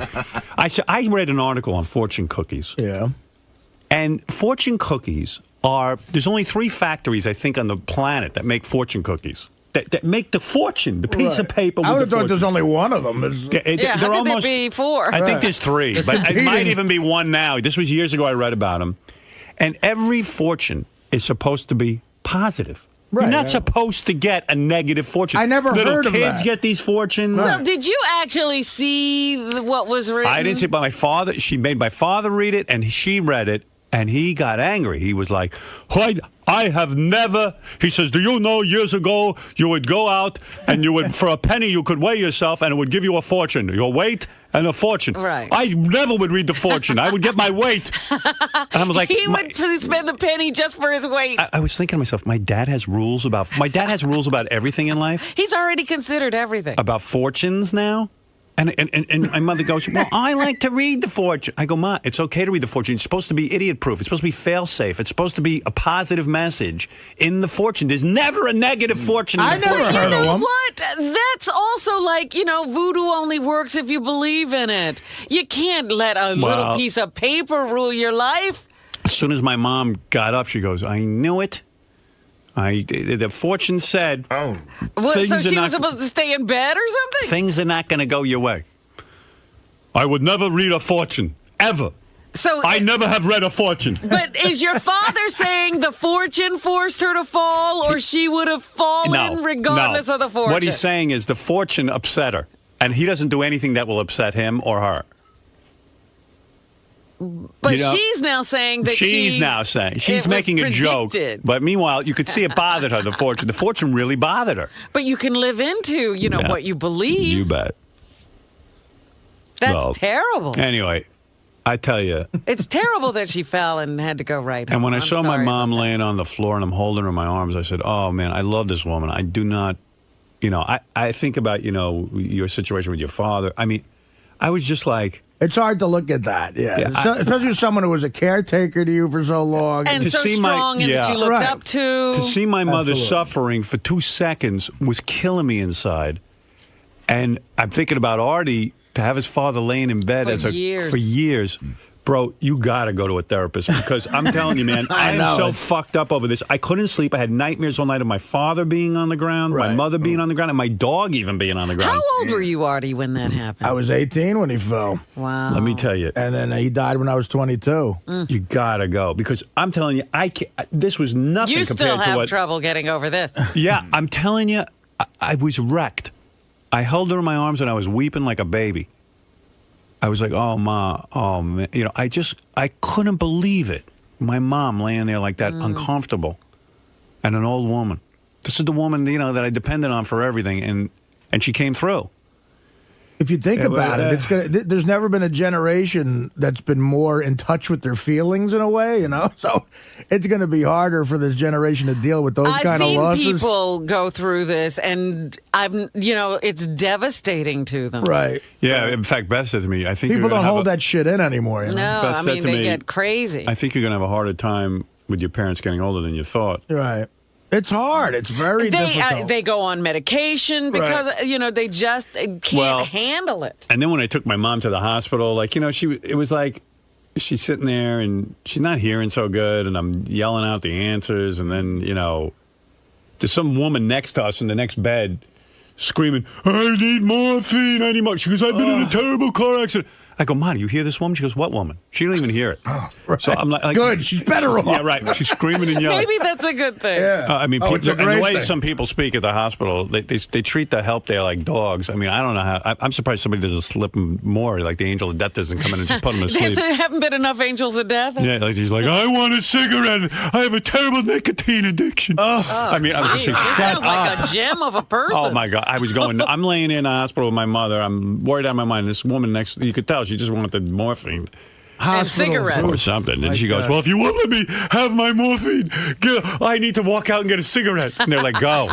Just go. And I'm listening to this, and I'm trying to pay attention to my mother, but it was like weird just seeing her, And then when they admit her, she's on different medications, like an old woman. My mom was Your never. Your mom takes a lot of medication? Yeah, she has high blood pressure. Yeah. She has this, she has that. It's just, and then she tells me she has this, and that. I'm like, it's like, what the fuck, man? And getting older just sucks. It's life. It just sucks dick.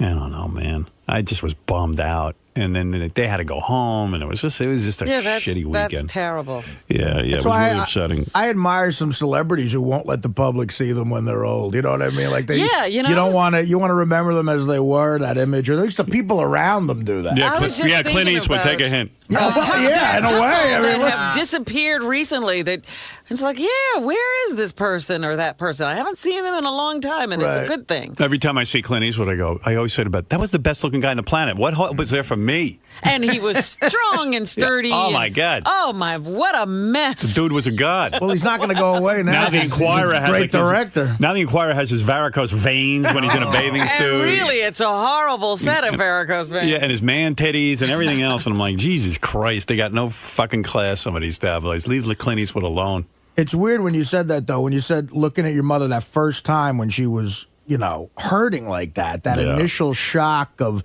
it reminded me of it. It never got worse with my father than the initial shock of seeing him right after the accident, because you're talking about a guy I played catch with, used to hurt my hand from throwing the ball to me so hard. Yeah, that's a complete change. To try to do pull-ups on his biceps as a kid, And the first time I saw him, they put that fucking halo in his head, and he's like, they're trying to balance his spine like this in a hospital, and he wasn't in the proper hospital, and it's just that initial of shock of, my God, this is one of my parents, in that kind of atmosphere and in that way. It's really like it's something. I used to work in an you gotta go talk about open heart surgery unit for a while, and I used to have to, people would faint because their loved one walked in. Right. And if you see somebody coming out of open heart surgery, they look like they're dead. Yeah. And these people would walk in and they would faint looking at their loved one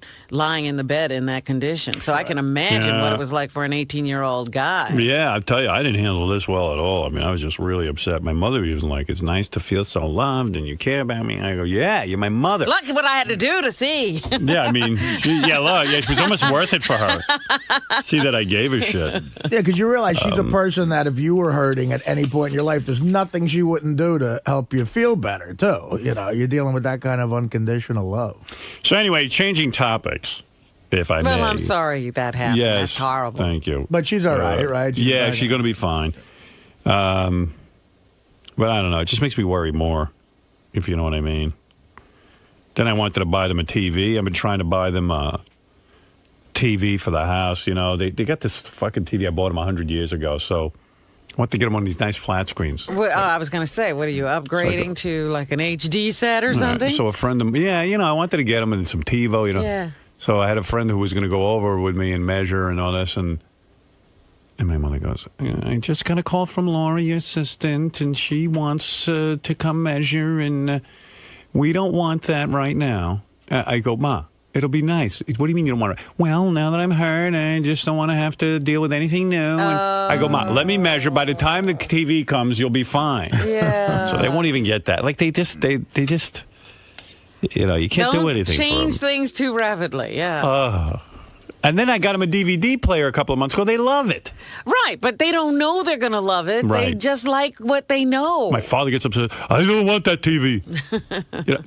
Meanwhile, the high def is so much clearer. It's wonderful. But they just fight it. And they love to watch movies. It'll be great for them. They sit home all day. A DVD on that screen would be great. Your father doesn't want it. Yes, King of All Blacks. Yeah, Howard, man, that story is I know people might not understand it, but it's very touching, and I know what you mean. It's almost like a preview of what's going to happen. What are you going to do when they die, man? That's right. Yeah, it was flashes of that, and it just was horrible, and I felt horrible.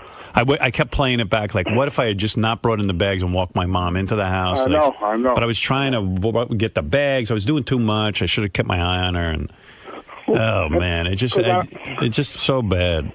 I went up to my parents' house yesterday, and my mother, after I lost my brother. I don't want to bring the show up, but my brother died last year, and my mother had a stroke. And I mean, hey, King, no offense, but nobody cares about you and your mom. Right. It's just about me. Perez. You might remember me from a few years ago when I came in asking Howard to please help me become a big superstar.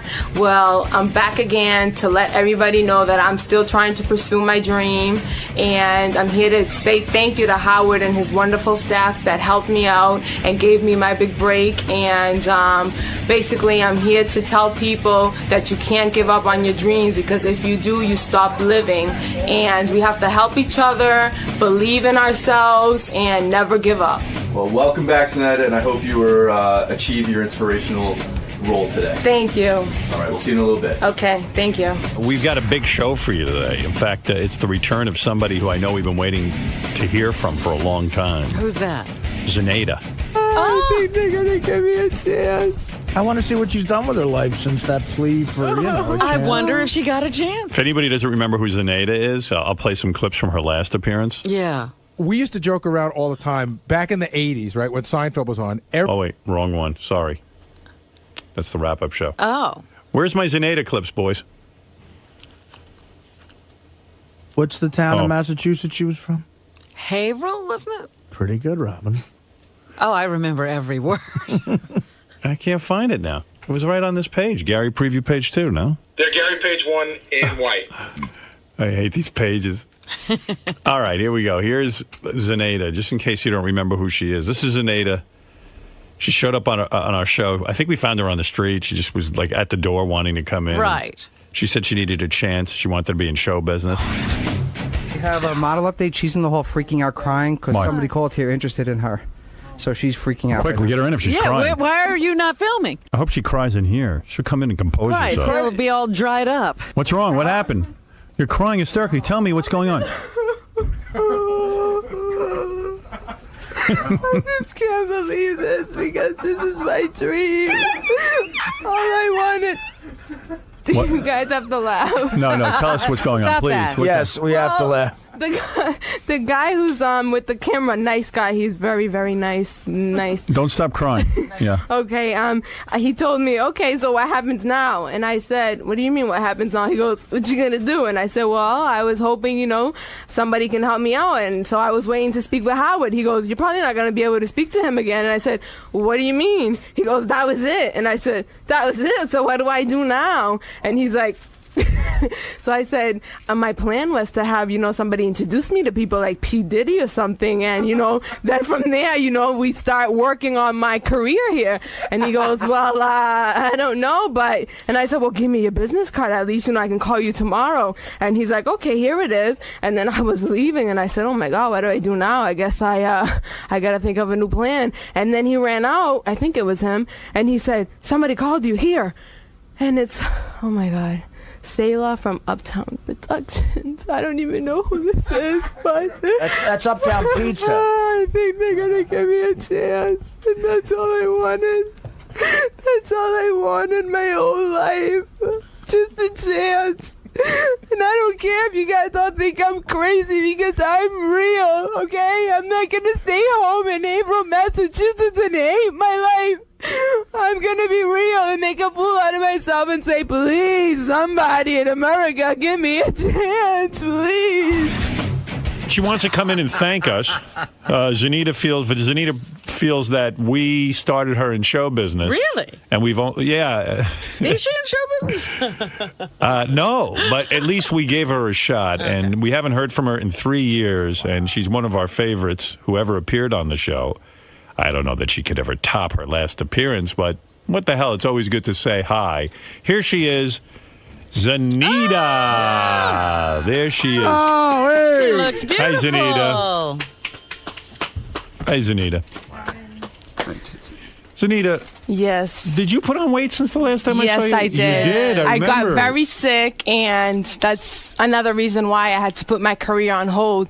And you had asked me that if I lost 15 pounds, I would probably do much better. Yes. And I gained weight because I got sick. Yeah. You want to be an announcer? I mean, you want to be a movie actress, and you want to be a singer? And look at that face. She's so beautiful. Thank you. You are too, Robin. Oh, thank you. Did you get ammonia?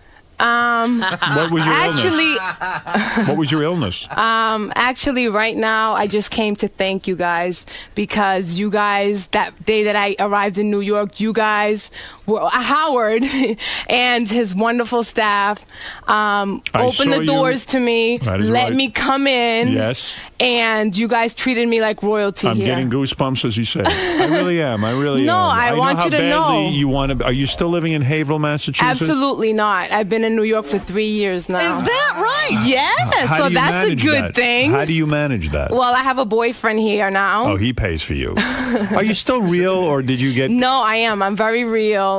But because I got sick, I did. What was your illness? What was the illness? I got depressed, and.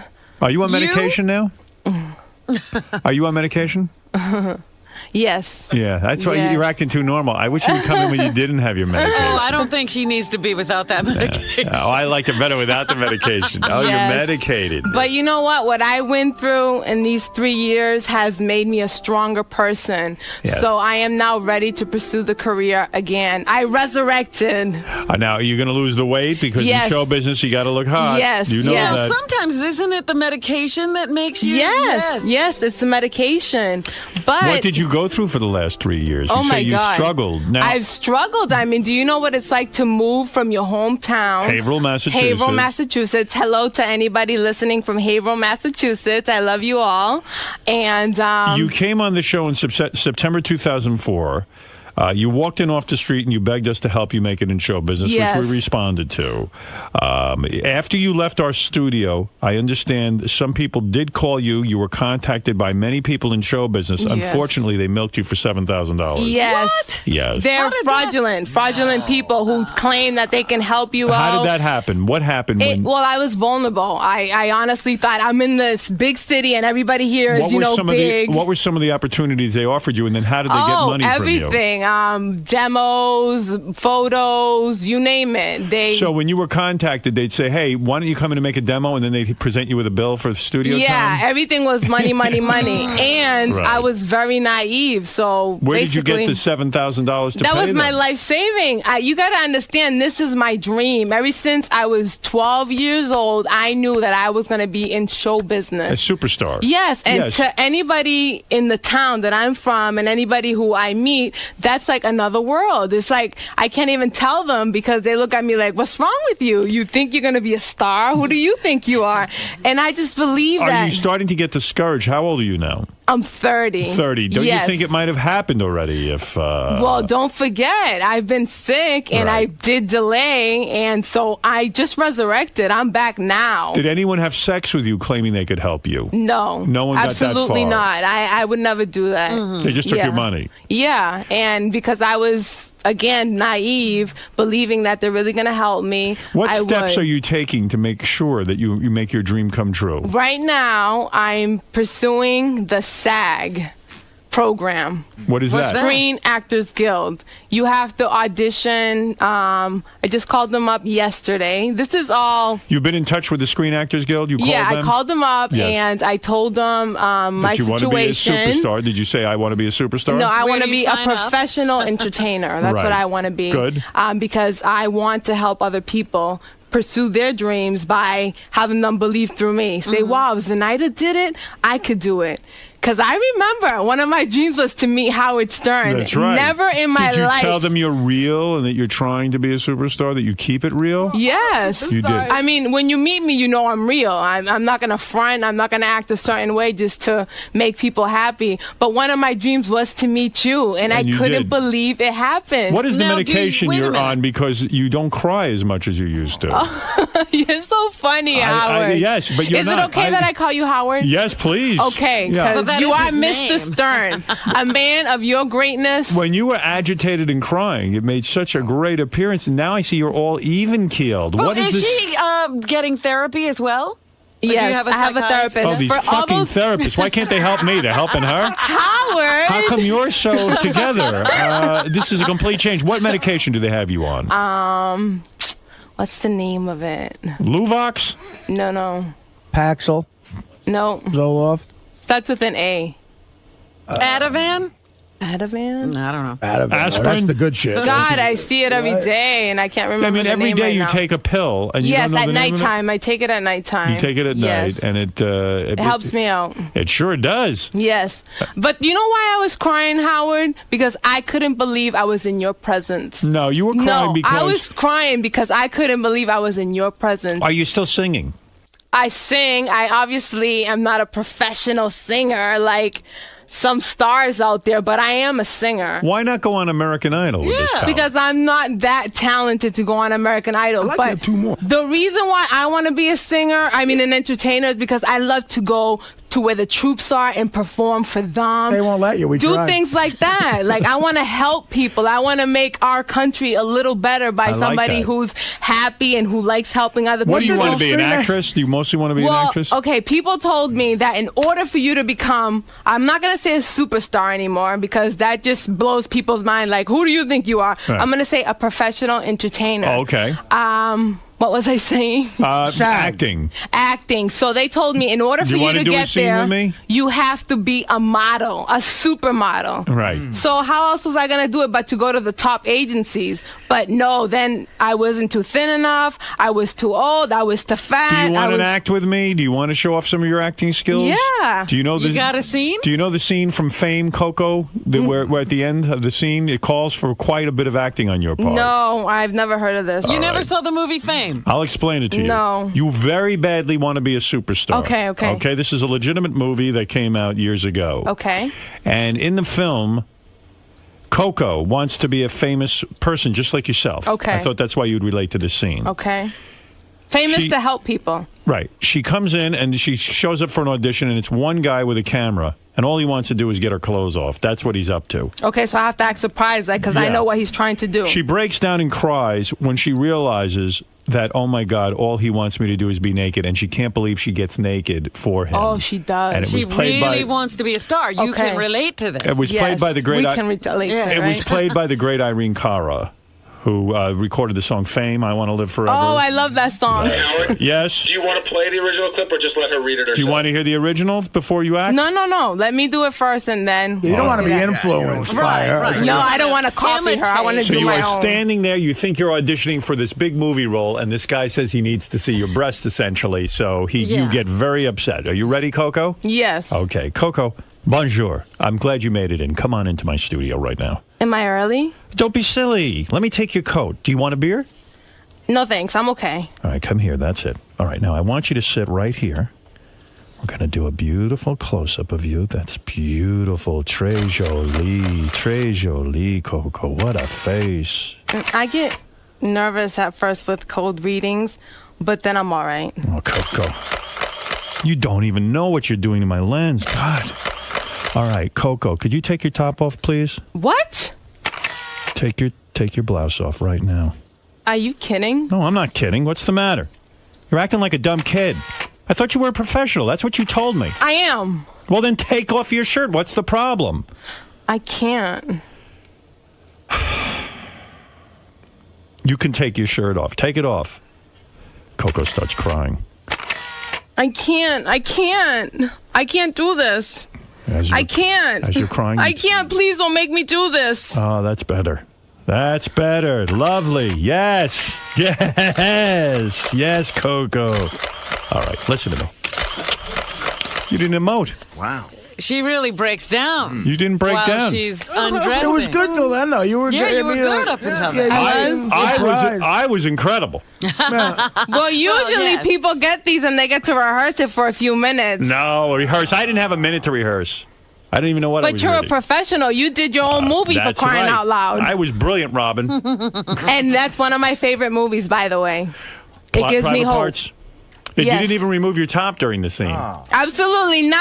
I don't think you have to remove your top to be in the business. Yeah, well, so let me keep tell you your something. shirts on, girls. Keep your shirts Yes. Bad advice. What is the dance you prepared for us today? Oh, there's a dance. on. Oh, did you have the side? Sade? Yeah, Sade. What song do you like of Sade? The song Smooth that, Operator? No. A Kiss of Life. Oh, that's a Fred, good one. do you have a Kiss of Life? I'll take a look. He'll get it out of the Sade system. is great It's heroin not music. really a dance, but it's something I wanted to do for Howard. Since he Thank gave you. me a chance, something to let him know that day that you opened the doors for me. I would This be is how honored. I feel. I would be honored to see it. So it's not really a dance. Okay. It's an interpretive. Yeah. Okay. Fred, if you will. We've got it, my friend. Be careful, you got headphones on. Don't forget. A little louder. A little bit louder. Okay, here you go. Sade. Oh, you're moving good, I got to say. Thank you. You're not bad. Yeah, I like dancing. Fred, hold me.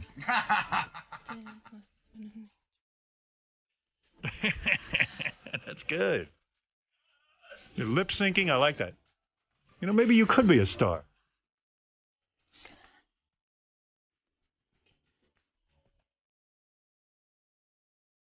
Nothing like dancing on the radio. Wait till they see this on Howard TV, though. Look at you, babe. All right, let me ask you something. You're not doing too bad here. Did you practice this in front of the mirror? Yes, for you. Fantastic. I said I got to do this for Howard. Thank you. It's the least I could do for a man who opened the doors for me without even knowing Well, let me me. say something, Robin. I'm going to sum up this appearance. I like the Zenaida who is not on medication. Thank you. I like the Zenaida who is really cries really real. and keeps it real. With a little bit of weight. I mean, modern day psychiatry and medication shows ruining you people. it's ruining people for my show. Please, You're very stable. It goes to show you just because you're on medication doesn't mean you're crazy. For those people out there who are on medication, it's okay. Yes. It's okay, right. Yes. Now, that being yes, said, yes. That Well, being then- said, do not, under any circumstances, stop taking the medication. Unless you're won't. coming to do this show again and stop for like 3 or 4 days. But under Because- supervision. Yeah, I can't have you coming up so normal. You understand what I'm saying? Well, her interpretive dance, I thought, was Yeah, lovely. it's amazing. Thank you. But Hey, the we're reason good. why I came was just to say thank you and let you guys know that I adore you all. Zenaida, I adore you. Well, we want to Thank you. continue to follow your career. Thank you. You're relaunching today. Thank you. I resurrected today. You know what, That's Howard? right. I wanted to ask her, when you called Screen Actors Guild, what did they tell you? When They you said- told me that I have to audition for their particular productions. Right. If I make 3 of the auditions, I then have to go through their program for a fee. Right. So They're a that's where union. I'm at right now. They're the union, you know that. Yes. Yeah, so you should get in that. Yes. Oh, good, all right. Yeah. Yes. All you got to do is get 3 roles Right. on Screen Actor Guild approved projects, Right. and you will be a part of the Screen Actors Guild. Yeah, and the fee. And the fee, and then you're gonna have to pay them because it's Yes. part of being in the union. Yes. They're one thing that's not bullshit, though. You should know that. Paying them is right, though, because you'll Yes. get in the union. Yeah, the Yes. $7,000 you shelled out for other things That is was- not right. Yeah. Yeah, I'll give you some advice. When someone says to you it's going to cost you money to become a superstar, it's probably not right. Yeah. Just my opinion. Howard TV wants you to sing Star Spangled Banner. We don't have time for that now, guys. No, can do I'll that have on to their come back own. and do it Yeah. another day. You'll do it another day. Thank you. Zenaida, I wish you luck. It's Keep us. Zenaida. No, it isn't. I'm changing it to Zenaida. Oh, is it? Yes, I feel that's more of a star quality. Oh, name. I'm sorry, Howard. I brought you a little gift. I forgot to give it to you. Thank you, baby. That's right. And you and I to open it till you're alone in your Yeah. private own time. Censored. Thank Oh, you. yeah. Let me see what that is. Thank you, Zenaida. You're welcome. I appreciate it. And I got something for Robin and the rest of the gang. Thank you. You're very sweet. And lose You're some of that welcome. weight. I want to see you make it, honey. Yeah, you're Okay. a beautiful All right. girl. You need to. That is thin Zenaida, down. everyone. Thank I you want very much, everybody. Have a great day. And Will- support the troops. support the troops. That's Yes. right. Will, it would be nice if you help Zenaida now. You ready? There Yes. you go. Thank you, Zenaida. Zenaida's so normal now. I know. You're just so disappointed, aren't you? I really am. I like crazy Zenaida. She Yeah, was she got great. it. And as you said, you never know with these appearances. Man. She could probably never top the first one. Although normal Zenaida is a lot like crazy anyone, though.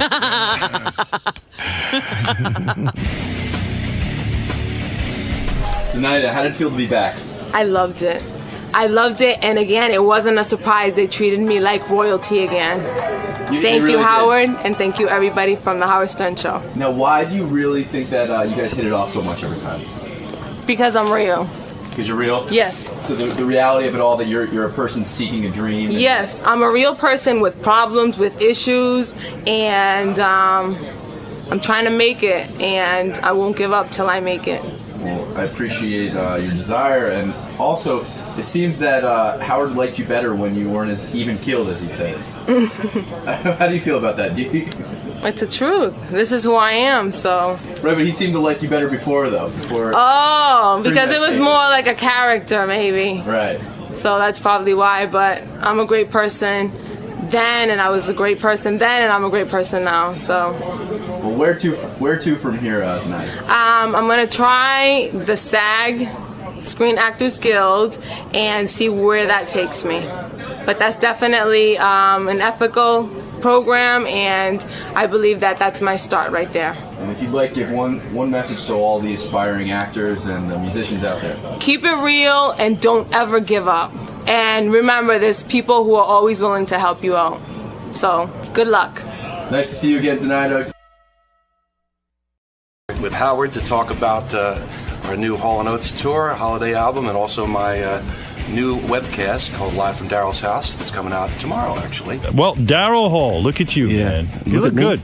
Oh, thank you. I like the beard. Oh, you like the beard? Yeah, well, I'm up in the woods, man. So it's my woodsman's And look. the shirt. So we were all speculating. How come the other cat isn't here? I mean, I know you're the guy with the talent, and you wrote all the songs. Well, no, I knew you were going to say that. The other guy with the talent and who wrote Man Eater, Out of Touch, and She's Gone. Let's see, where is he? He's in the woods also in Colorado, though. So Is that do you live in the woods? Yeah, I live up in Dutchess County. Oh, you do, but you're not close with. I mean, when I say Hall & Oates, we think of like two brothers who, went through all that would be correct. Yeah. Two brothers that live on opposite sides of the world. But the fact of the matter is, you're not crazy about Oates personally, right? Is that true? Come on, be honest. I mean, be honest? You want me to be honest? Yeah, be honest.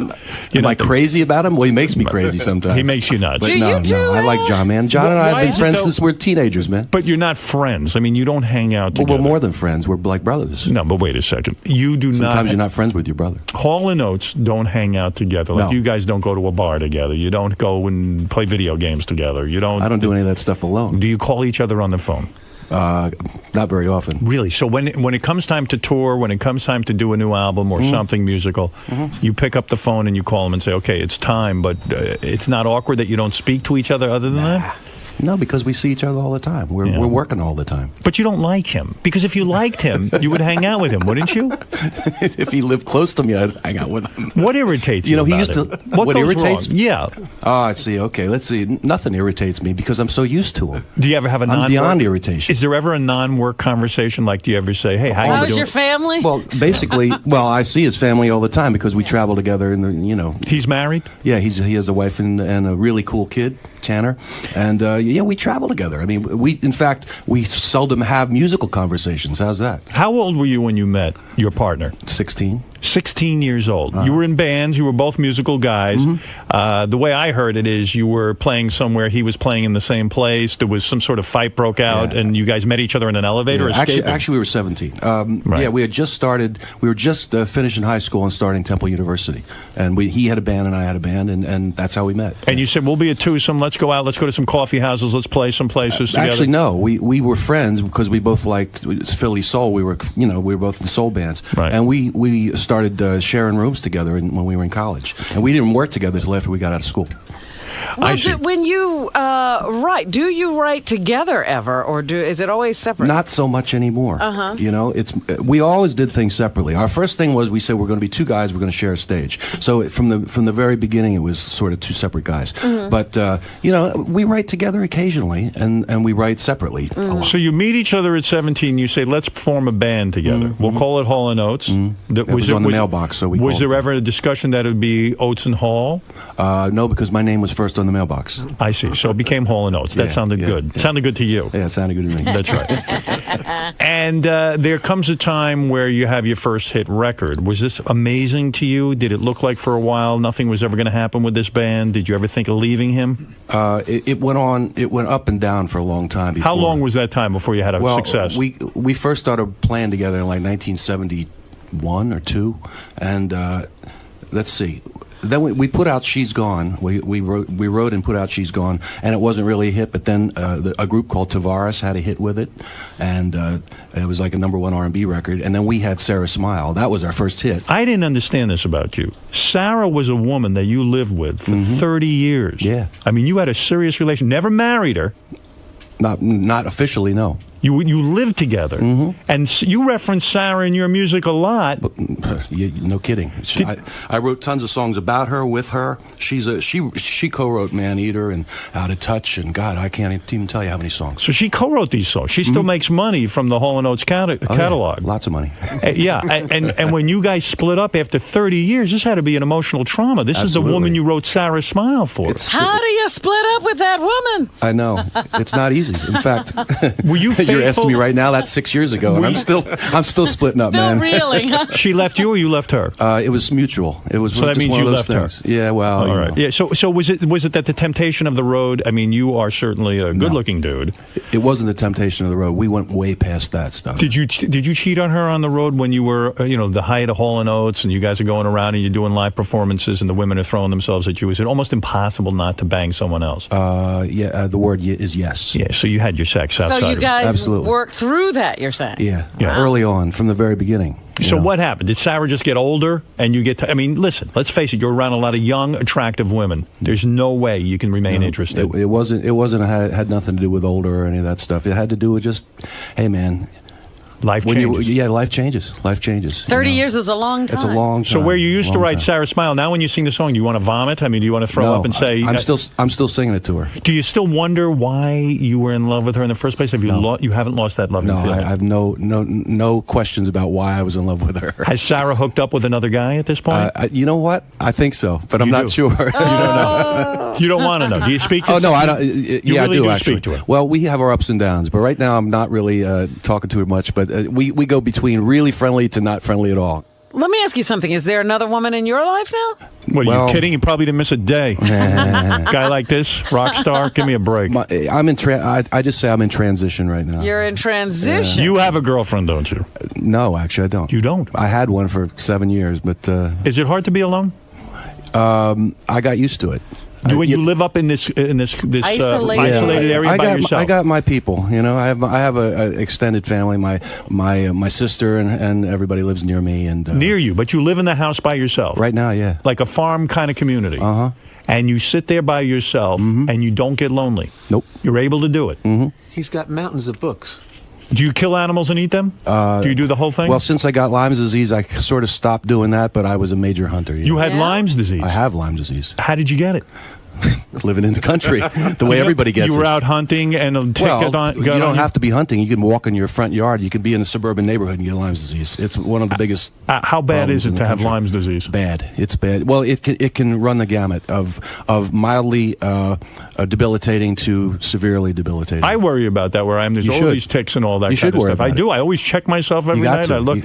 But why didn't you move away from this area where there's so many ticks once you got this disease? Well, because I like living in that part of the world. I like living in nature. You used to go hunting, you used to do all that stuff, and now you're a little bit paranoid about doing that. Well, I don't like to spend that much time in the deep woods anymore. Because of the ticks. Yeah. These fucking ticks. I know. They ruined your woods experience. They really did. You know, I used to like to, I got a lot of land. I used to four-wheel around, take walks in the woods. Fuck that now. You know, you have What do? You sit in the house and you're hiding from the ticks? Well, I had to put up this deer fence at great expense, and, I got to check myself all the time. The ticks won. The ticks did win. Did you find the actual tick that landed on you? No. You never did. Never did. How were you diagnosed? Is it still in there? I assume you had sore throats, you had fevers. I had all kinds of tremors and fevers, and they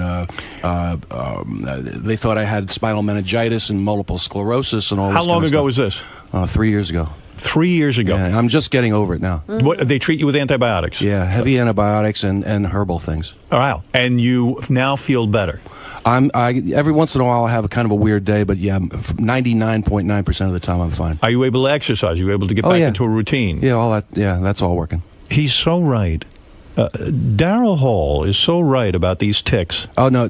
Never mind the terrorists. War on ticks. Well, I'm not. wouldn't you That's have to no get shit. rid of I'm the telling deer? you. How can we get rid of? It's the. Well, first of all, kill all the fucking deer. Really? That's what I thought. We'd have to get rid of the deer. kill the fucking deer. Does your penis get affected? Monhegan, let me tell you a story. Monhegan Island in Maine had a major tick problem, and what they did, it was very controversial among the citizens, and they killed all the fucking deer, and the Lyme disease went away. It did, huh? Yes. Wow. But the fucking rats, man. In the Middle Ages, when anybody said no, the pretty man, those rats, so they carry bubonic plague. Fuck them. Right. Fuck the ticks. You're making me think. I love to look at deer. I think they're beautiful and all that. And they're fucking giant rats, 180-pound rats. Wow. This is the guy who wrote Sarah Smile? Yeah. Gee, I thought you were a peacenik. He didn't write anything about a deer. I see you on the We Are the World video. Wasn't that you? That's people, man. That's not fucking deer. And if people can... ticks per deer, right? Yeah, every tick has like 2,000-3,000 ticks on it. Every deer has... Every deer. And they all have Lyme's disease. They're walking monsters. Plague things. So let's get rid of them. Yes, This is what I say about sharks, too. People talk about our oceans. People are afraid to surf. We love the ocean. Kill all the sharks, too. Right? Come on, let's go. Well, what are we sitting here for? If millions of people got eaten by sharks, I'd agree. But millions of people are getting bit by ticks. So there you go. All right, you're with me on the deer thing. I didn't know we'd have the anti-deer movement. Wow. So when we kill the rabbits too, fuck them too. You're angry today.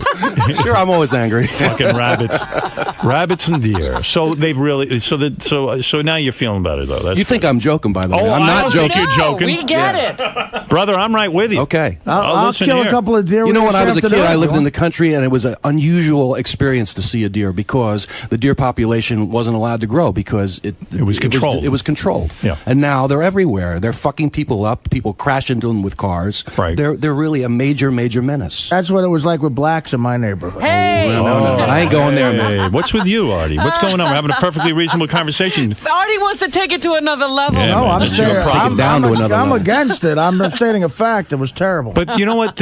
You make a very good point about this. This Lyme disease is so debilitating. I knew a guy. Remember, we had a general manager People die from it, man. People he die had from the it. Rocky Mountain spotted fever. Right. That's only one of the many diseases you can get from ticks. And you were lucky that you survived because what if they didn't diagnose it? I'm lucky I can work, first of all, because I didn't think I'd be able to work. And I'm lucky I survived because I know people that have been so sick that they thought they were going to die. Were you in the hospital? I was in the hospital. I was on intravenous stuff. The whole bit, man. Wow. I mean, it's nasty. It sure is. Bad. It All sure right, is. you know what? I hate deer now. Me too. There you go. I used to love them. We might ask you to cut some public service announcements about killing the deer because some people don't understand. That's right. Give me a machine gun, man. You got it. So why are you not getting the respect from the Rock and Roll Hall of Fame? I wanted to ask you that. I want to talk about that for a second. Sure, you let's have talk written. about that. How many hit songs have you written? I mean, oh God, I don't even fucking know. How many albums have you sold? Something like 60 million. I lost track. Something like that. 60 million albums is an amazing accomplishment. What are you supposed to do? Why is it a? What am I supposed to do? I can give you a number: 37 top 40 hits, 8 number ones, and I don't know what the album sales are, but a lot of hits. How many? I think it's something like 70 million records. Oh, I'll give you a hint here. 10 million off. You recently sold off half of your catalog to a publishing company, right? Yeah. And that brought in an estimated $25 to $50 million to Hall & Oates. Correct. Wow. Well, you're not hurting for cash, are you? Yeah, but what about the Hall of Fame? What is this disrespect? All these awards, whether the Grammys or Hall of Fames or whatever, they're all political. I mean, that's no big news, and that's. I mean, what else can I say about it? It's politics. But when you say politics, it's the fucking voters. It's the people that are involved in voting. Okay, let me tell you what it is. All right, who are the voters? Kill the voters. In the 70s and the 80s, the rock press and the rock, whatever you want to call it, the media, created a canon. They created what is hip, what is not hip, what is deserving of respect, and what is not. Right. And those things are, if you tried to be Woody Guthrie or you tried to be Howlin' Wolf or whatever, you were cool. Right. And if you hung out with the Spinners and you hung out with Al Green, you were sort of suspect, especially if you were a white guy. Right. And nobody gave a shit about that. Me and John have always fallen between the cracks. Well, you and John. And in order to, let me finish, in order for them to justify themselves and what they wrote about, like that the Ramones were the greatest band in history and bullshit like that, right. then they have to disrespect me in order to Give that justify their own shit. Right. In other So words, that's why I'm not in the Rock and Roll fucking Hall of Fame. if you write pop songs, in other words, if you write songs that have tremendous appeal, popular appeal, and also musical R&B. impact. Let's not forget that it's not just you're a popular real appeal. musician. I mean, you've written huge hit songs. But Howard, the people he's talking about, they're in the Rock and Roll Hall of Fame. I know. Al Green and Holland. Well, Wolk there's a and all little bit of reverse racism going on. They allow those guys in a little bit because they don't want to look like it's just whitey. Well, they call me Blue-Eyed Soul. That's fucking insulting. First of all, why is that insulting? Because I'm a soul singer. That's like saying what, brown-eyed opera singer if you're black. Right.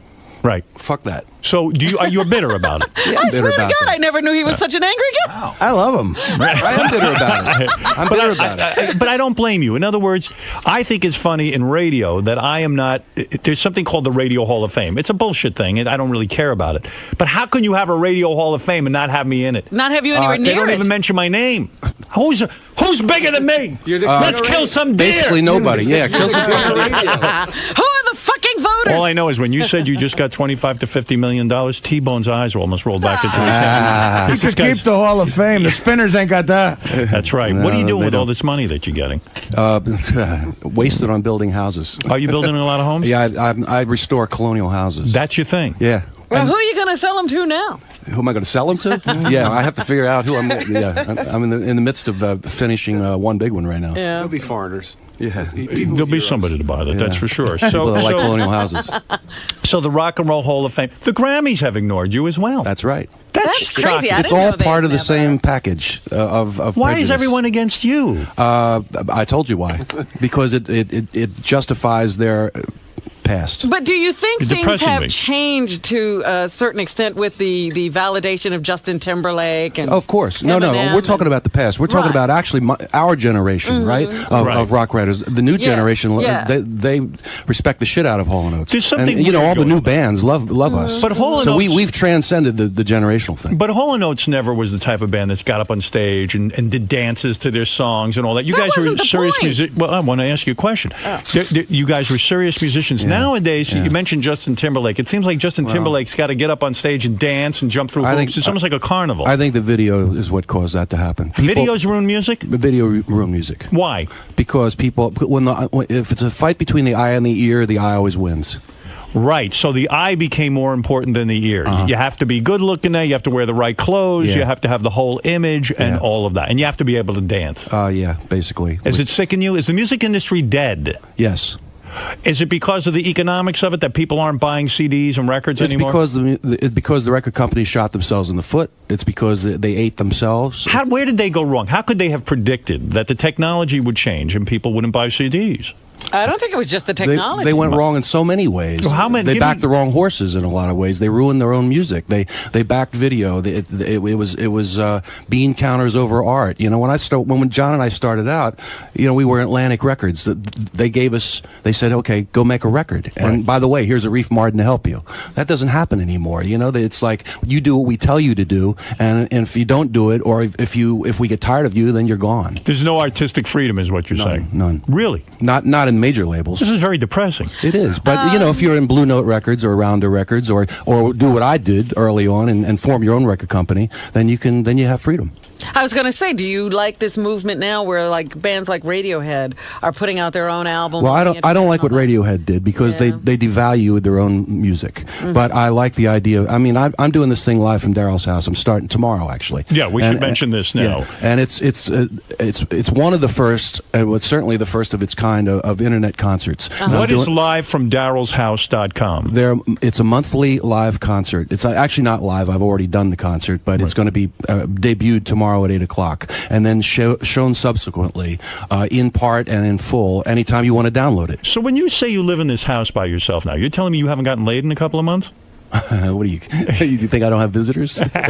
People come and visit you and they bang you and then you I don't I'm not the hermit of the woods, Right. I mean, Where do you primarily meet women? Let's say a woman Are is you on listening out. Match.com? Yeah, well, like how does a woman get to meet you? Does she go to your show? And, like church, libraries. The last woman you had sex with, where did you meet her? I mean, where did I meet women her? like to know. And what's your age range, by the way? What are you dating? How old's the broad you date? I'm flexible. Right. I'm flexible. Would you date a woman as old as 35? Fuck yeah. You would. You wouldn't course. go as old as 40, though. You kidding me? You've dated cougars? Cougars? Are you telling me you've dated older than 40? Get out of here. Ageist. I am no ageist, man. What is the youngest you'll have sex with? Will you go below 18? Oh. No. You'll go to 18, though, right? You'll Absolutely. Yeah, sure. Why not? Oh, you don't have that problem, huh?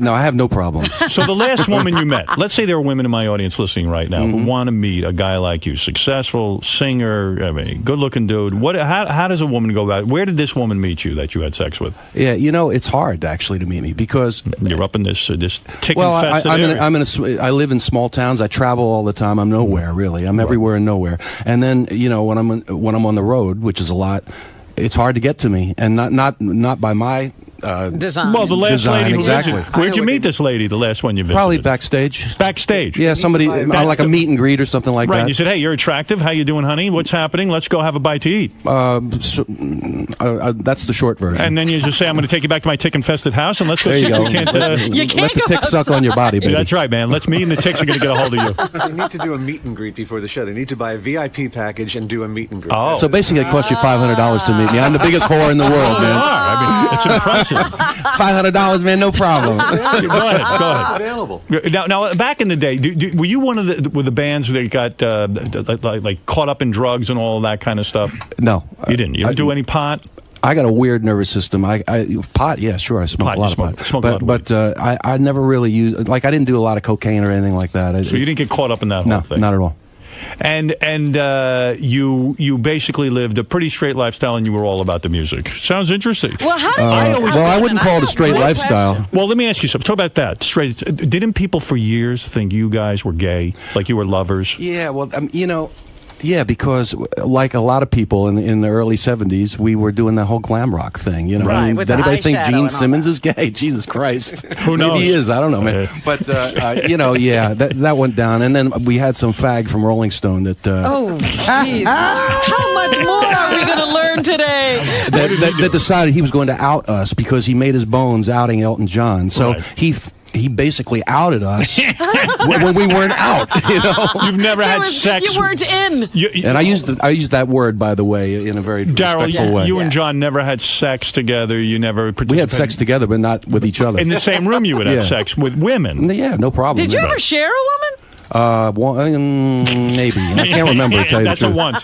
Who had the bigger penis? I mean, I imagine, Well, I haven't actually noticed. You notice when you're in the same room with a guy and he's got a boner and you're both doing the same girl. You absolutely notice. Well, we always say that John is German Shepherd balls with Chihuahua pants. Ah, interesting. I'm going to have to analyze that. You have video of you high-fiving Oates while you're double teaming? No, we didn't go that far. When a guy outs you, a journalist. Yeah. What do you do? Do you fight back, or you just say screw it? I mean, what do you do? Well, it's kind of hard to fight back.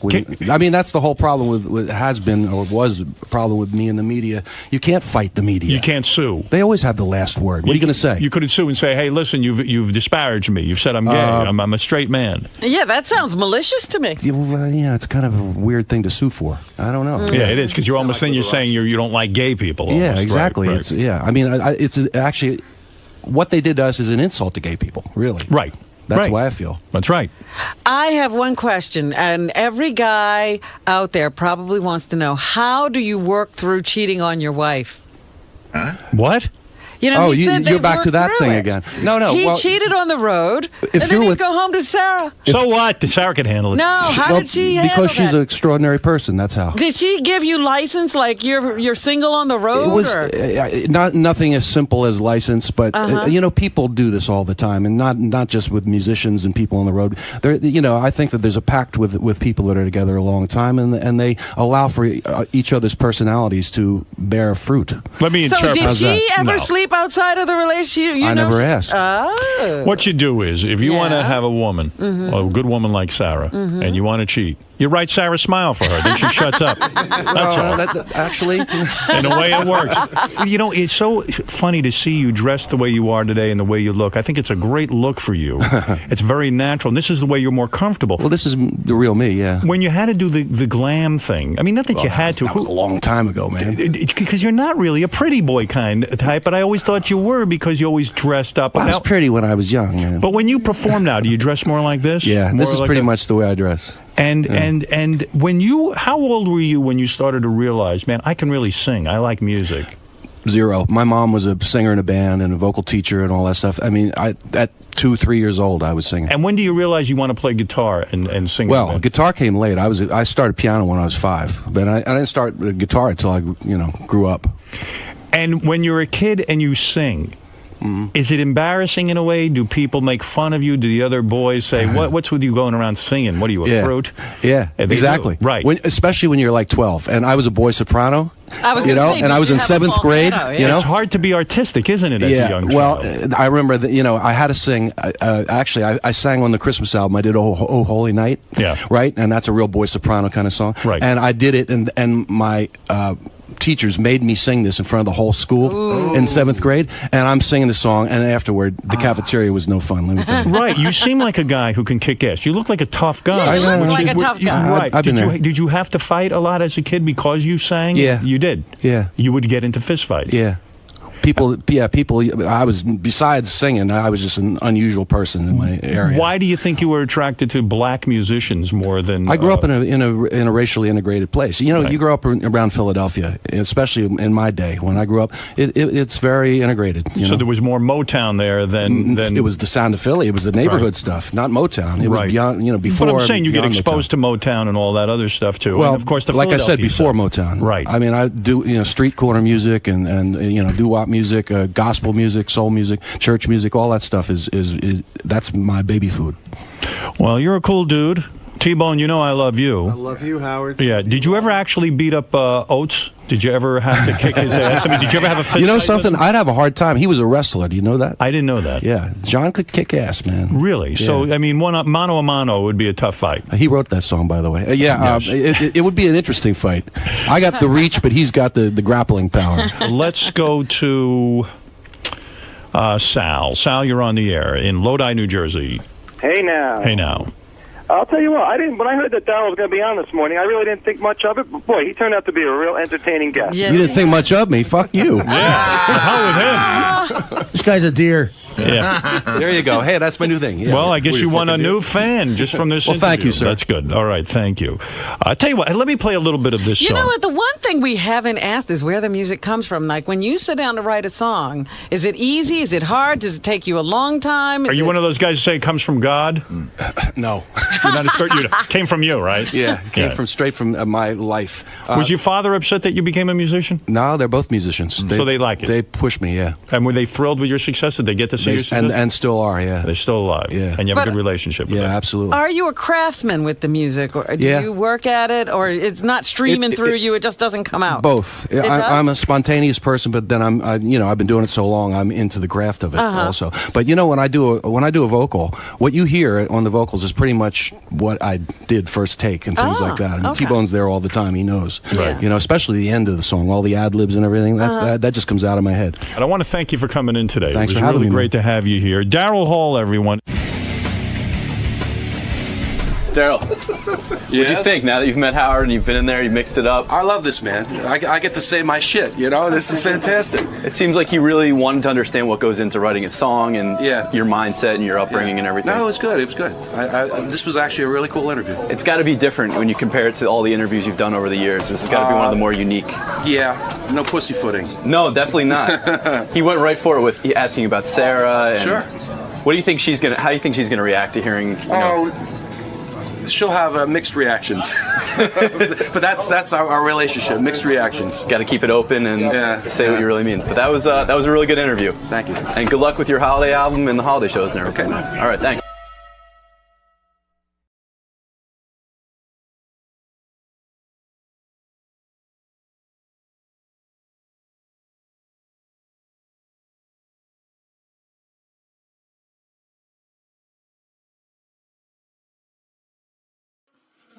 Sit down.